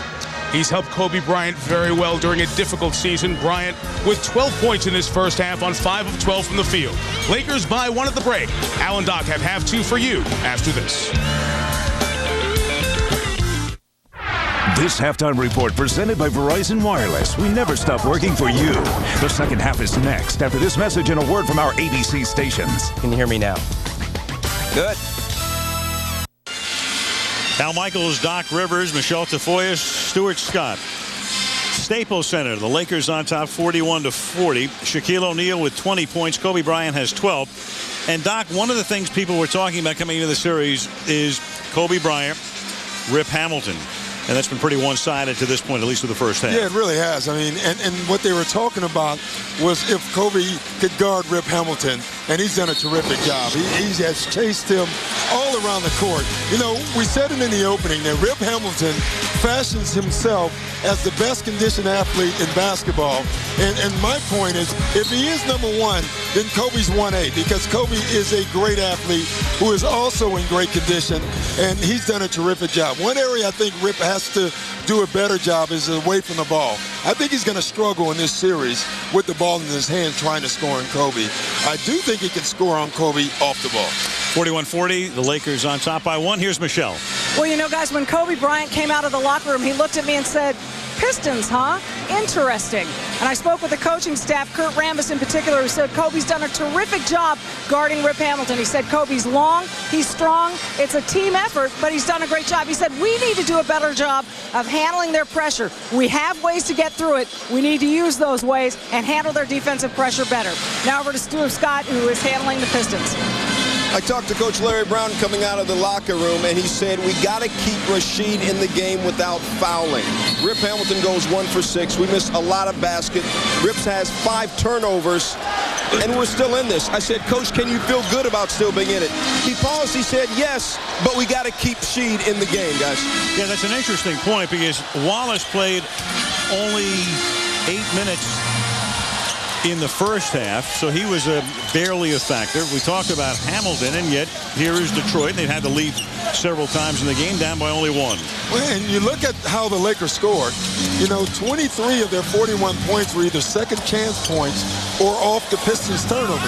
So they haven't scored much at all in half-court offense. And that's what Rasheed Wallace can do for you. So he starts the second half and drains a 3.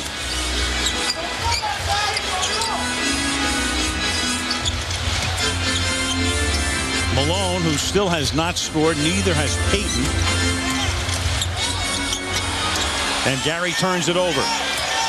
You know, I look at the first half, and my first thought was when the Pistons see that first half and all the layups they missed, all the free throws they missed, and all the turnovers that they had, they're going to be really upset.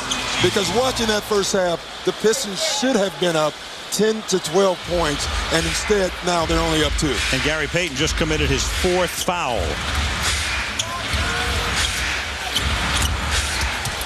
Billups. Cute little move underneath, and Detroit is up by 4. You know, Larry Brown also made another great point at halftime. He said that they aren't used to getting wide open shots like they had in the first half. They're so used to the Eastern Conference basketball where every shot was contested. They have to get used again that they do have time to take some of these shots, and they'll make a higher percentage once they calm down and understand that they are open shots that they're getting now. Every shot almost literally contested in the 6 games against the Indiana Pacers. 7 lead changes, 9 ties, and Detroit with the biggest lead in 5 as Kobe Bryant gracefully puts one in to make it a 2-point game. Billups is their leading scorer. Chauncey with the ball has 13 points.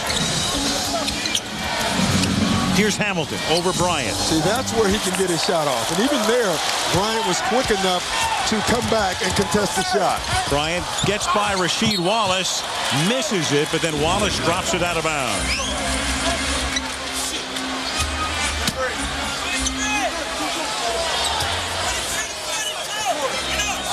Lakers with a fresh 24, 2 minutes into the third quarter. Second game in this series is Tuesday night here.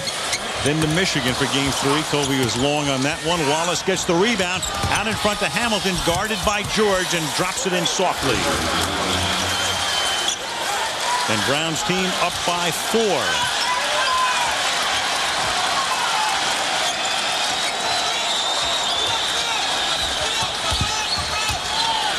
Lakers undefeated at home in the playoffs, 9-0, but they've had some close calls, including the other night when they trailed in the second half to Minnesota as Bryant drives to the hoop.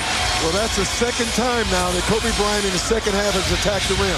I think his adjustment in the second half is going to be, okay, Tayshaun Prince, you're very long and you can test my shots, but you cannot keep me from driving around you, and that's what Kobe's going to try to do. Prince outside to a wide-open Billups, who hits it for 3. You see there where Billups caught it out and took his time and took the shot. Billups, as you mentioned, such a key factor in this series. Probably what is in vogue now to call it the X factor. That is in vogue. That is very much in vogue. And I'll never forget, as Bryant misses this one, and the rebound goes to Wallace, what Greg Popovich told us the day of the Derek Fisher game at practice that morning. He said Derek Fisher is the X factor. Well, I wonder if Pop wishes he had never said that. The karma came back to get him. It did. You know, we talk about how dominant the Lakers are, and you bring that up. Without that shot, you probably aren't looking at the Lakers here. Without the great block of Tayshaun Prince, you're probably not looking at the Pistons here. 2 great blocks by Tayshaun Prince. One on Reggie Miller and the other one on Al Harrington in game 6. Ben Wallace drops one. That's gravy. Whenever Ben Wallace makes a shot from out there, that's gravy. But they want him to be aggressive, and I like what Larry Brown is doing with Ben Wallace. He's telling him if you're open, make yourself a threat and take the shot. 5 points for him. And Gary Payton drops it. So that's a 3-pointer for Payton. The 7-point advantage was the largest of the game, and Payton makes it a 4-point game now with 8 minutes to go in the 3rd period. And that was Payton's first bucket in this game. Gary Payton playing with 4 personal fouls. The thing about Payton, as Prince drops one in, Phil Jackson will not take Payton out of the game in this situation because for the most part in the playoffs what has happened is that Derek Fisher and Kareem Rush play a lot of the 4th quarter and not Payton. In fact, Fisher and Rush each have more minutes in the 4th than does Gary, as Malone still doesn't have a point. And Fisher has more minutes than everybody except for Kobe and Shaq. So you can tell, you know, it's something that all coaches do. They trust guys they've been with for a long time, and Phil Jackson trusts Derek Fisher on the floor. Prince short on the 2. Out of bounds it goes. Detroit. Piston ball. Fresh 24. And timeout taken by the Detroit Pistons. 7 minutes, 13 seconds remaining. 3rd quarter. Game 1. Pistons on top by a half dozen.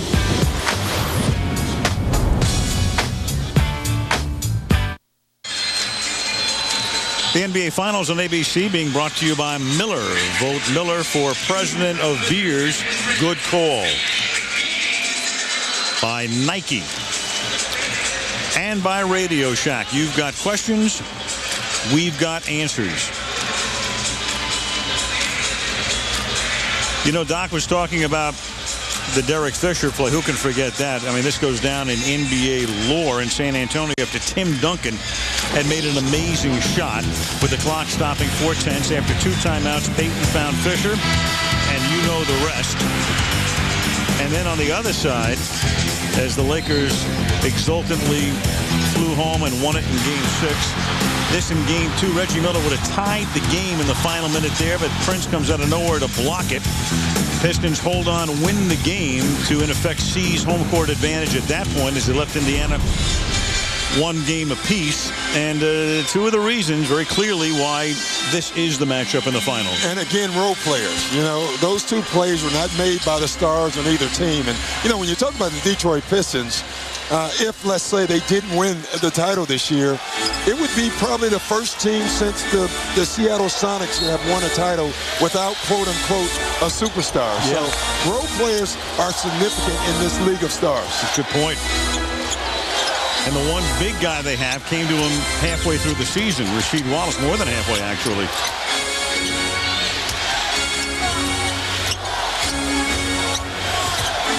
Prince. Here's Wallace again from outside. Big Ben not noted for offense. And, of course, with 2 on the timer. Now that one goes in. With 2 on the timer, it was Prince from the corner. 2-pointer, long 2.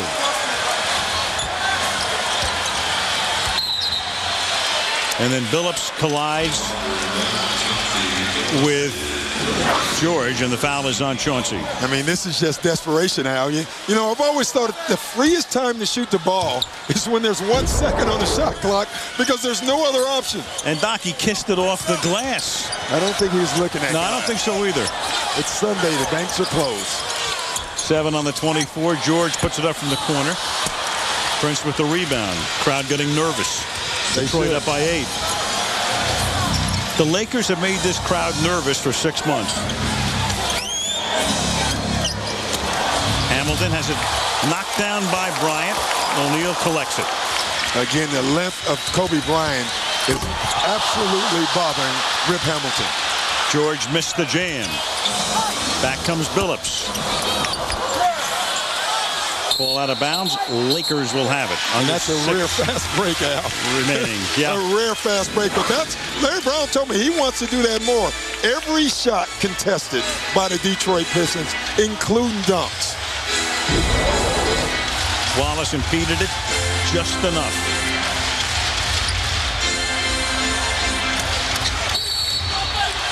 And it's against the Lakers. 3-second call here. Or no, it's a foul. Yeah, they're saying that Shaquille O'Neal used his opposite arm to wave off Ben Wallace right there, and that's where the foul was. You know, it's so difficult, again, to referee a game because you don't know if a player's flopping or not with Shaq because Shaq is so strong. That's 3rd on Shaq. O'Neal the other night in the clincher against Minnesota had 4 in the first half, but Jackson just went with him and he didn't pick up his 5th until the 4th period. Kobe that night has 3 and had to spend a lot of the first half on the bench. Hamilton looked for the foul, doesn't get it. Bryant now gets doubled and gets fouled. And more importantly, gets fouled by Rasheed Wallace. She pleading his case to Joey Crawford as the Magic Man observes. There's a look of concern on his face. Pistons outscoring the Lakers by 9 in the period. Lakers led by 1 at the turn. And that's knocked away and stolen by Billups. And he'll reset.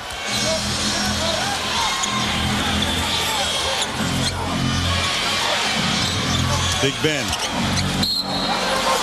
Fouled by George.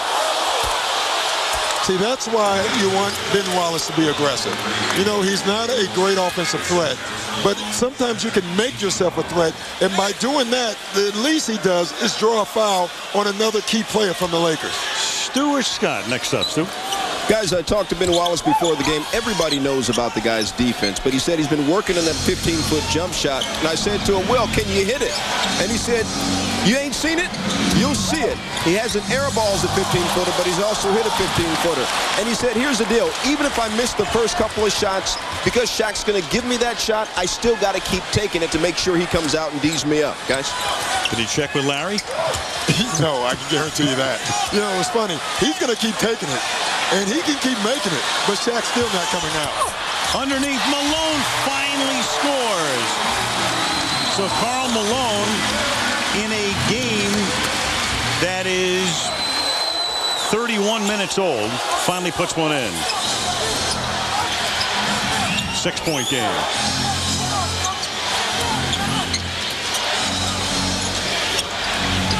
Ben Wallace. And there's what Stewart was talking about.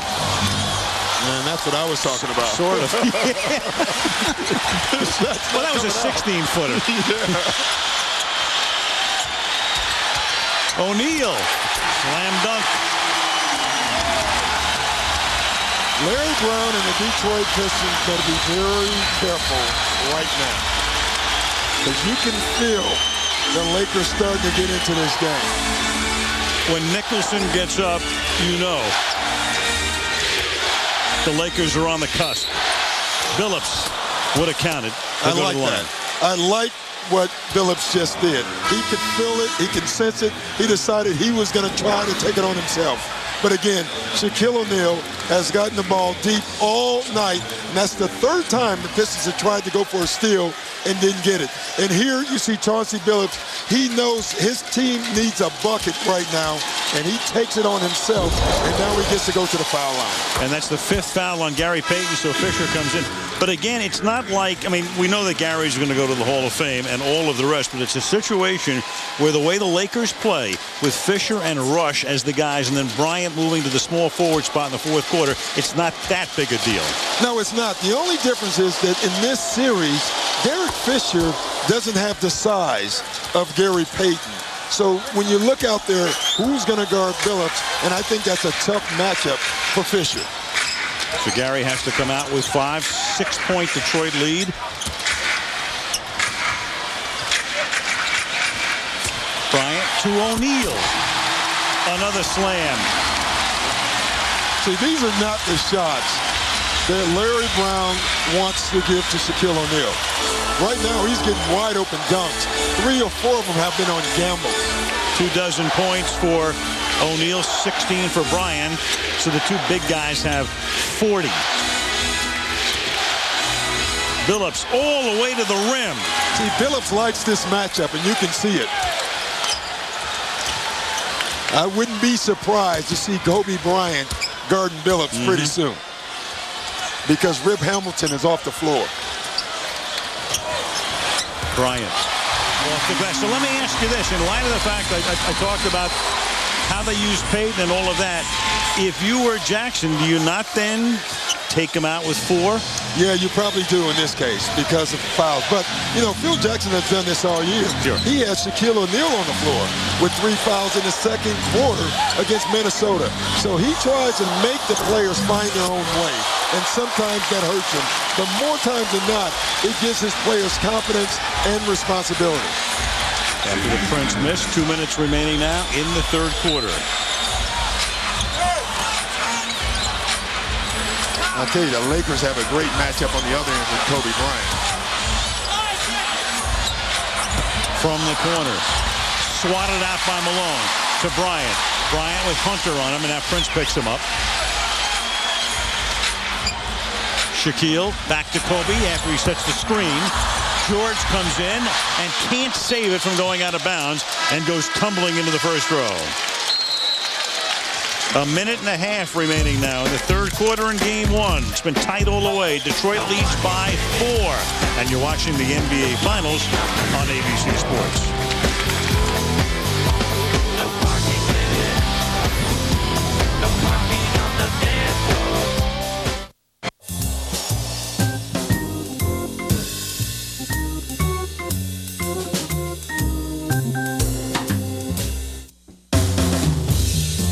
Desperate Housewives, Sundays this fall on ABC. A left and a right and a left and a right and a left and a right. Rocky. Sly Stallone. Lisa Leslie of the Sparks. The WNBA. Jeff Goldblum, possessor of a thunder stick. Meg Ryan is here. See, Doc, we don't read any press guys. We just read people. No, we know. To get ready for the game. And the governor. The gov. Here's Michelle. Al, before the game, I asked Phil Jackson how he would characterize the importance of game 1. He said it's a critical game and extremely important. It puts a lot of pressure on the home team if they lose game 1. Jackson also said that the 7 days off was a factor coming into this game. He said, we may be out of rhythm, they may be out of rhythm. That time off is going to make us take us out of sync. And Doc, would you agree with that at this point, that the time off might have affected either of these teams? Well, I think it definitely will affect the Lakers more than Detroit. You know, the extra day of playing for Detroit, the later game, and the way that series was fought. I think Detroit's in better rhythm coming into this game than the Lakers are. Eldon Campbell, as the 24 wound down, makes it a 6-point game. A minute to play. 5 for the former Laker. Kareem Rush and Slava Medvedenko come in to finish the third quarter for Los Angeles. Fisher contested by Hunter. Now Shaq has to come all the way out. And all the way out is a great point. Look where the Lakers are starting their offense. And this is what's been happening all evening long. And this is why they're out of sync. It's not because it's bad offense. It's because it's the Detroit Pistons defense is stretching them out of the places they want to be. And O'Neal got back underneath and couldn't handle Rush's pass. Medvedenko saves it. About an 8-second differential, and Hamilton went down and is just now getting up in backcourt as Kobe has that one blocked. And when Hamilton went down, it means that as he stayed down there, he's able to score, and he goes down hard again and is so frustrated. He's hurt. Yeah. He winds up kicking the ball, but no infraction. Yeah, he was trying to kick the ball to give him some time to get off the floor. Medvedenko into O'Neal now. 8-point lead.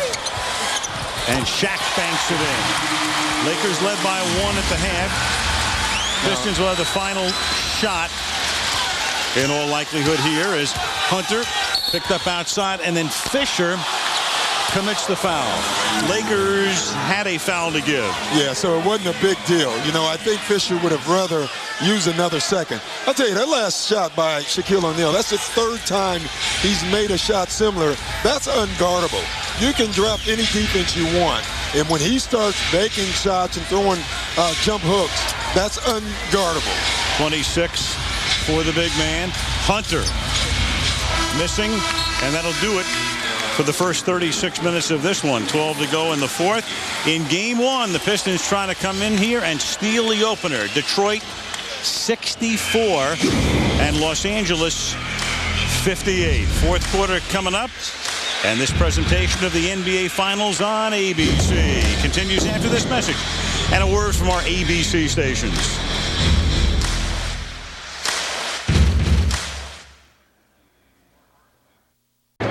I'm going to say this again, guys.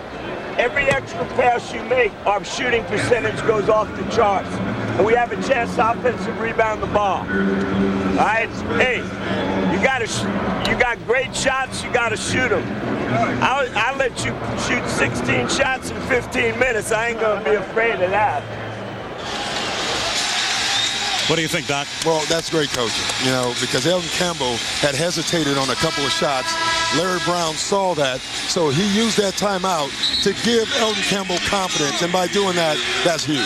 You know, there's a guy, Bill Davidson, as under the radar as any owner. He's owned the Pistons for about 30 years. He shows up at a game in a windbreaker. It looks like one of those old members-only models, whether it's hockey or basketball, and this man will go to Tampa tomorrow to see if his Tampa Bay Lightning can win the Stanley Cup and then come back here and then go to Detroit. What a time for that 81-year-old. It's pretty neat.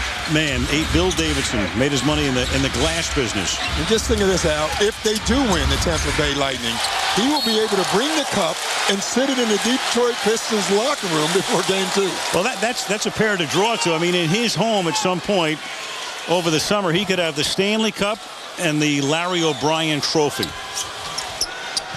Owns the Pistons, owns the WNBA team, the Shock.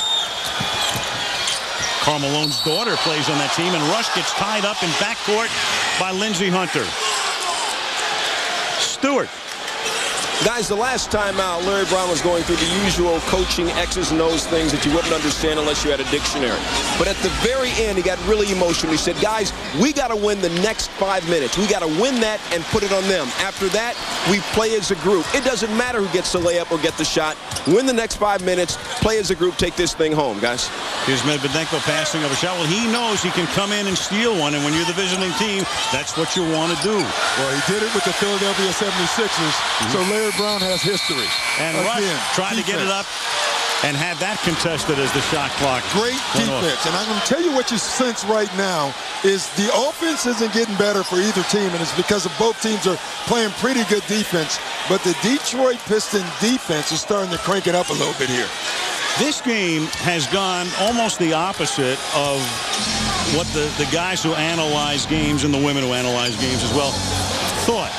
The Pistons have the higher field goal percentage. The Lakers have the higher free throw percentages. Medvedenko fouls Wallace. And the Lakers have committed 8 more fouls than have the Pistons. Well, there's a reason, because the Pistons are taking the Lakers off the dribble. They're attacking the basket. Larry Brown in the first quarter turned to his guys and said, listen, we can get any shot we want to. You remember that? He said the Lakers are playing no defense. So calm down. Let's keep taking the ball to the basket, and we'll get everything we want. Now, he knows on the other end, if they're going to get those shots and make them, that they're going to be a good defensive team, because that's who they are. A minute into the fourth quarter, Detroit up by 7.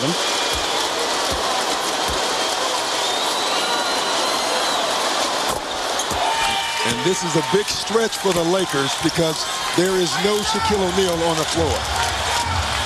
On the left, Joe Dumars, so instrumental in the Pistons' success as the head of basketball operations and the president. You saw Rick Mahorn, one of the bad boys, who is the radio commentator, color commentator for the Pistons. Bryant finds a wide-open Fisher, who's short. Again, 2 seconds on the shot clock when that shot was going up. And that really works into Detroit's hands. As we said, Detroit trying to cut down on the Laker possessions. From the corner, that doesn't drop from Prince, but that is good to make it 68-58. You can sense the Pistons getting more confident as this game goes on. Ben Wallace gives Detroit its biggest lead of the game, and now Hunter gets the rebound ahead to Prince. Bryant falls into him and knocks the ball out of bounds. Williamson coming back into the game, and Darvin Ham will come back in for Detroit. And this is how Ben Wallace scores, by attacking the bucket. Not only a great defensive player, but obviously a great rebounder. Ben Wallace with 7 points. Lakers have been behind 3 times in the playoffs at home in the fourth quarter and have won, but now down by 10 with under 10 to play. Hunter for 3, 13 points, and Jackson says that's enough for right now. Well, you could sense it. You could feel the Detroit Pistons starting to turn the energy up here. Well, if the Lakers are to win the championship, it's been full of drama for 6 months, so why not 2 more weeks? Down by 13. The crowd is stunned. 71-58, 9:47 left in the fourth.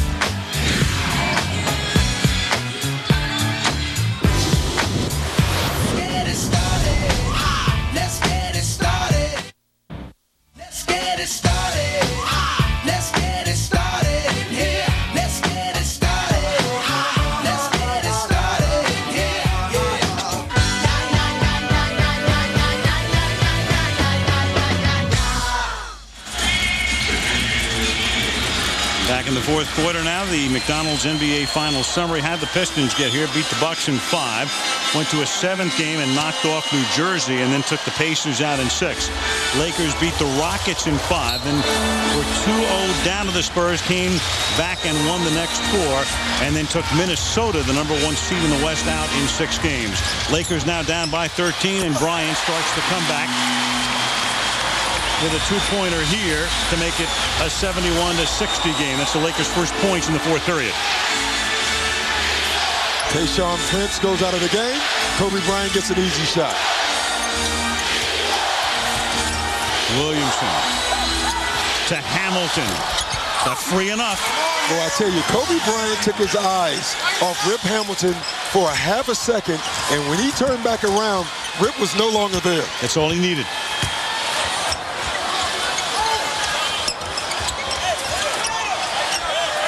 Bryant Darvin Ham is there. You know, when you look at Phil Jackson, Jackson is 44-4 in the playoffs, in the 48 playoff series, as you see Hamilton just getting free. Yeah, and you saw Bryant turn his head. 44. He's 44-4. He's won 9 titles. When he has home court advantage, he's 35-0 as Rush seeks a 3 and doesn't get it. And here comes Hamilton leading the break. Hunter puts it up. And it's out of bounds to the Lakers. Doc, when Jackson wins the first game in a playoff series, 38-0. He's a pretty good coach. Yeah. I mean, those numbers are so amazing. They're just dominant numbers.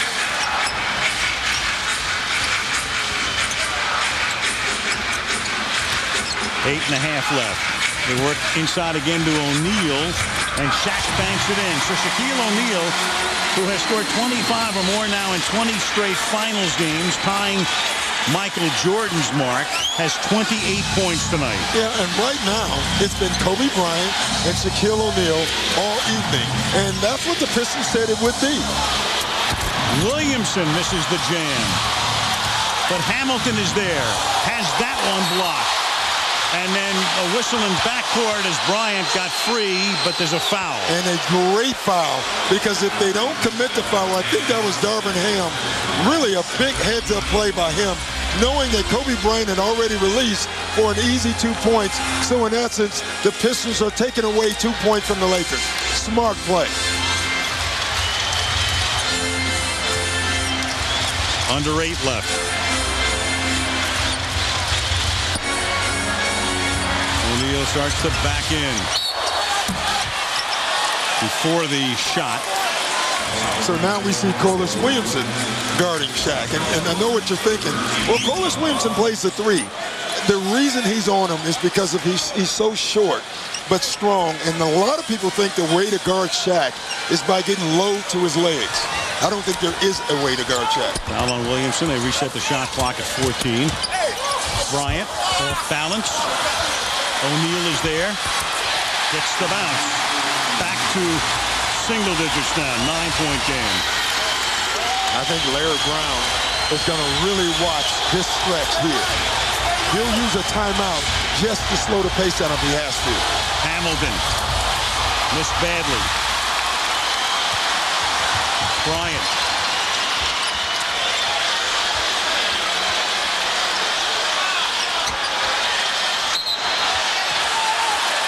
Joey Crawford whistling.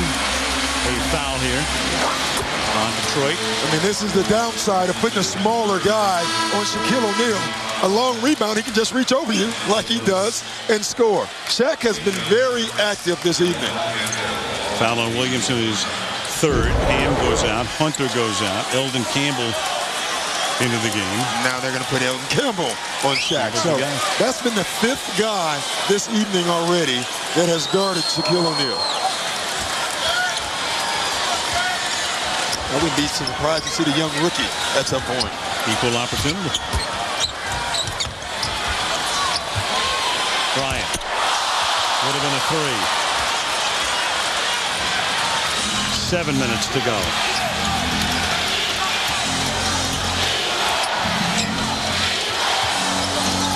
Oh, and it's Kareem Rush nearly with a steal from Hamilton. And everybody in the front row getting up and giving Bob Delaney a piece of their mind. Well, they're saying Kareem Rush was tripped. Now, again, that turnover was not caused by Kareem Rush. That turnover was caused by Kobe Bryant's ball pressure. Kobe Bryant is having a superstar day defensively for the Lakers. Out of bounds to Detroit. Pistons by 9. They want to know how many bombs have I wrapped up for soldiers. NBA Finals on ABC, brought to you by Spider-Man 2. The story continues June 30th. Mountain Dew, the taste everyone's mad about. And the new Chevrolets, 10 new cars and trucks in 20 months. An American revolution.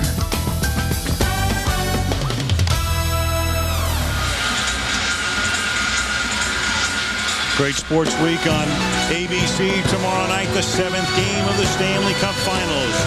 Will Calgary win it? Will Tampa Bay win it? It comes your way at 8 o'clock Eastern Time, 5 Pacific, right here on ABC. And the rest of our series, Tuesday night here, Thursday night, Detroit, and then we're still in Auburn Hills in games 4 and 5. That's next Sunday and the following Tuesday. If a 6th game is needed, back here on Thursday night, the 17th. And then a game 7 would be 2 weeks from tonight. Herb Brown is Larry's older brother, longtime coach.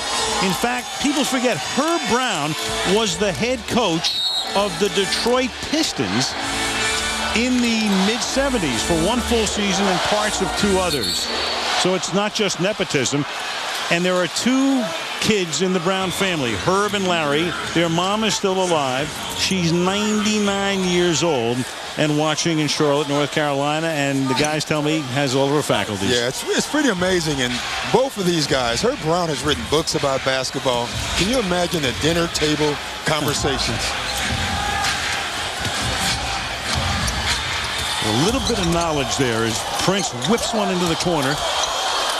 And then Campbell from the elbow misses. And Larry is upset because Elton Campbell was wide open, and that's what he was talking about in that timeout. Take your open shot. He dribbled himself into a tough shot. Malone. Kobe. 24 is at 6. Fisher gets it after Hamilton couldn't corral it. Can't get the drop. And Rasheed Wallace over to Hamilton. So now halfway through the period, and Detroit is up by 9. You know, the difference between the Detroit Pistons and everyone else that the Lakers have played, if you get down to them, it's not so easy to come back on them because it's not easy to score them. I think the way the Lakers are going to have to score is by stopping the Pistons, forcing turnovers, and second shots. Point well taken. Detroit and San Antonio tied for the fewest points allowed in the league this year. The Lakers were able to get by San Antonio, but now in jeopardy of losing game 1 to the Pistons. Shaquille got free enough. And no help. You know, if you're one of the bigs for the Pistons, you have a tough series ahead of you. Because watching so far, when Larry Brown has decided is, we're just going to guard Shaq head up and try to stop these other guys.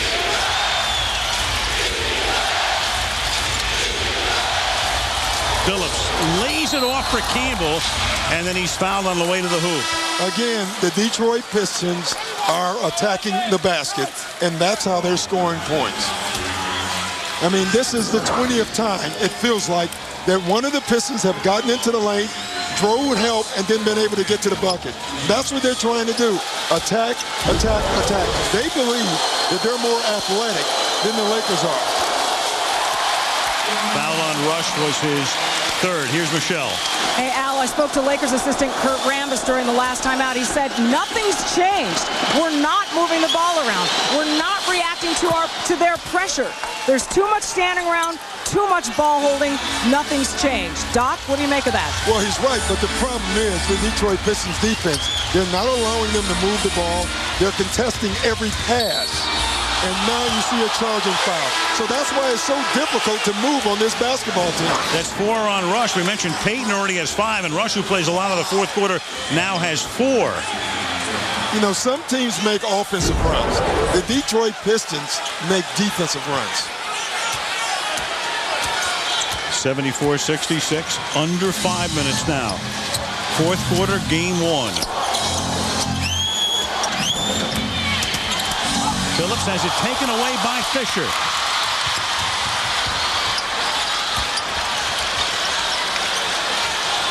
Kobe. And as Kobe is so adept at doing, it's that fake, and then he gets the foul, and the foul here is on Prince. Well, you have to honor the fake because he can shoot. You know, if that was a non-shooter making this ball fake, you wouldn't honor it. But because Kobe Bryant is such a great shooter, you have to honor it. He is so good with his footwork. This is, believe it or not, the Lakers' first free throw attempt of the half. You can register to vote for the NBA Finals MVP by sending the text message NBA to the number 622 using your Verizon wireless phone or log on to NBA.com. Don't forget that, Doc. I will not.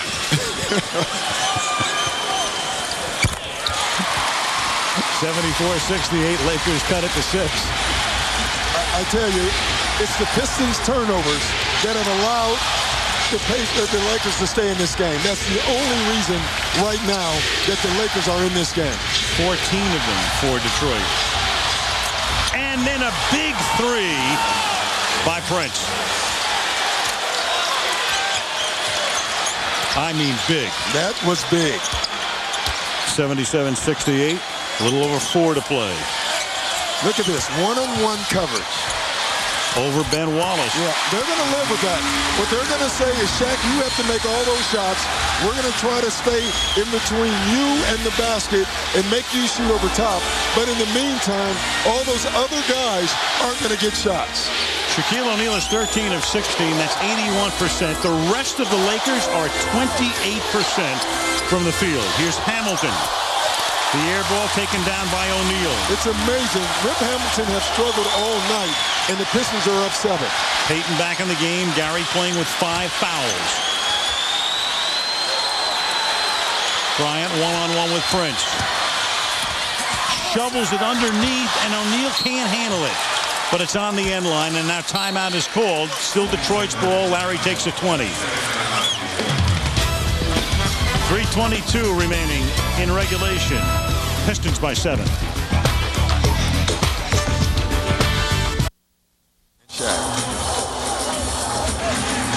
3 minutes and 22 seconds remaining in the fourth quarter. Al Michaels, Doc Rivers, Michelle Tafoya, Stuart Scott. Game 1 in Los Angeles. Right back here Tuesday, and then it's on to Michigan. Games 3 and 4 and 5 if necessary at the Palace in Auburn Hills. 77-70 Detroit. And watch a back cut or a lob. That's something Larry Brown loves doing out of timeouts. He called the 20. Here's the play. Hamilton feeding Wallace. 3 and up. Over Malone. 79-70.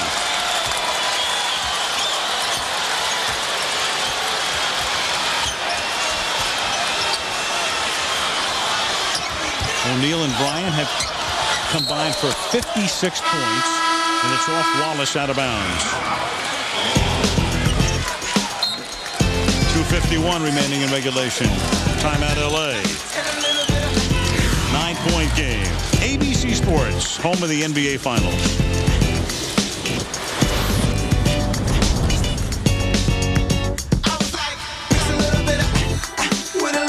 Detroit by 9 before we head down for the final 2:51. Shaq and Kobe. Byron Scott, 56 of the Lakers 70. Do they need somebody else to step up in the last few minutes, or can they get back in the game with just those 2 guys? Well, I really think they need somebody else. They need one other guy, Payton or Karl Malone. One of those 2 guys really have to step up to get this team over the hump, because those 2 have done their job. Kobe and Shaq have done their job. 2 things for the Pistons in the last 2:51. Make your free throws. Don't turn the ball over. If you do those things, your defense is good enough. You can get out of here 1-0. And Al, you mentioned it earlier. It was 3 years ago tonight that Larry Brown and the Sixers came in and got game 1 from the Lakers in the finals. Could be history repeating itself tonight. He did that, Mike. He did it in overtime. That was the good part of the story. The bad part is the Lakers then won the next 4. Yeah. But this is a different team. I really believe this. And you look at this Detroit Piston team. They are a terrific defensive team. And what they're saying again, Kobe, Shaq, you're going to have to beat us because we're going to guard the other guys on the floor. Bryant gets tripled and then shoves it off to Fisher in the corner. Inside the Malone, and Karl now has 4 points. That is a huge play. Instead of a turnover, instead of it being 9 points and the Pistons with the ball, it's 7. 2.5 to go. Here's Billups. Big one. See, Billups can get that shot all night. And they also know, Larry Brown knows, if Karl Malone decides to try to help, then Rasheed Wallace will get the shot. Billups has been the factor that he needed to be thus far in this game. 22 for Billups. The Pistons have 4 guys in double figures. The Lakers have been a 2-man scoring machine tonight. Nobody else has more than 5. That's George, and the Lakers turn it over with under 2 now to play.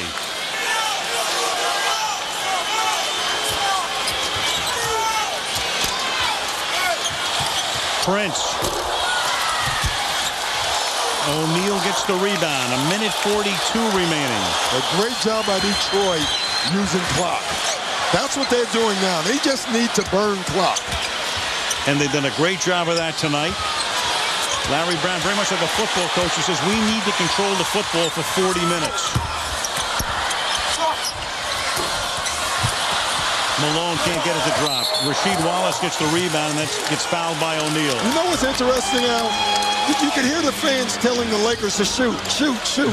The problem is it's tough to get a shot off. So when you get down to this Detroit Pistons team, it's tough to come down there and throw shots up because the Pistons team is not going to give you easy shots.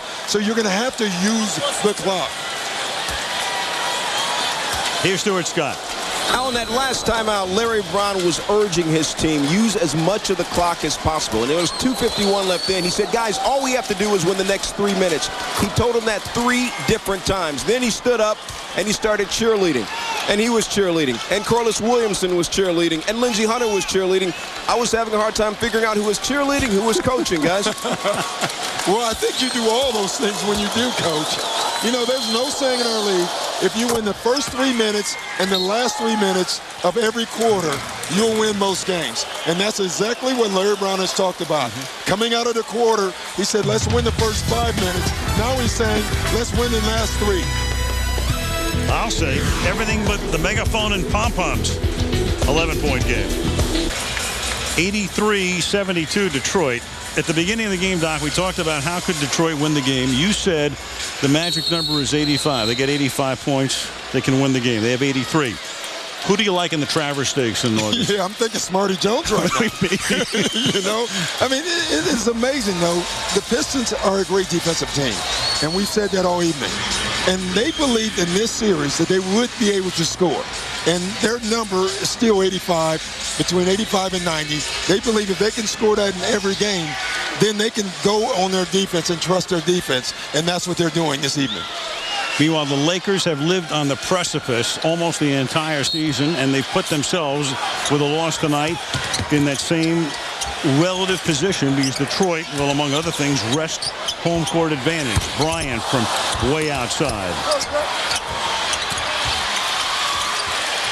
Bryant again. That's a 3. If it wasn't for second shots and turnovers, this would be a rout, and the Lakers would have about 55 points right now. And against a great offensive Laker team, that's amazing.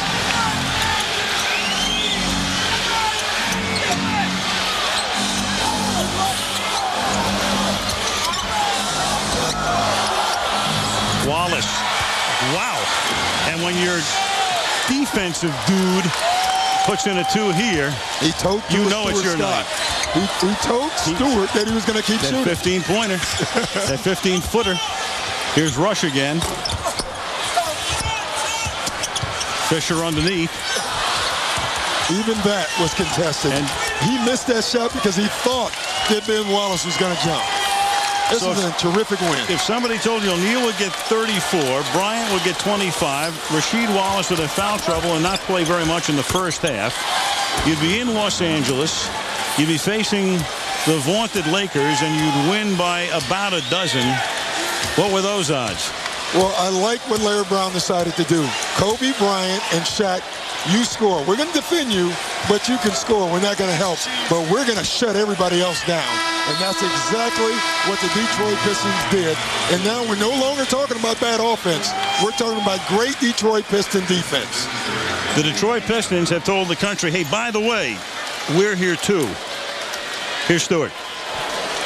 Chauncey Billups, you led the Pistons in scoring both regular season games against the Lakers. You do it again this game. What is it about your game and their defense that gives you opportunities? I mean, I'm just trying to be aggressive, you know. We just try to put them in pick and rolls. We don't think they can stop us. We got shooters coming off pick and rolls, and then we got guys like Rasheed and Ben who can step out and hit that shot when they double me. So it's a tough cover. If I had told you that Rip Hamilton would go 4 for 15 and you guys would win a game like this, what would you have told me before the game? We'll be all right. We got other scorers. We got so many people that can score on this team.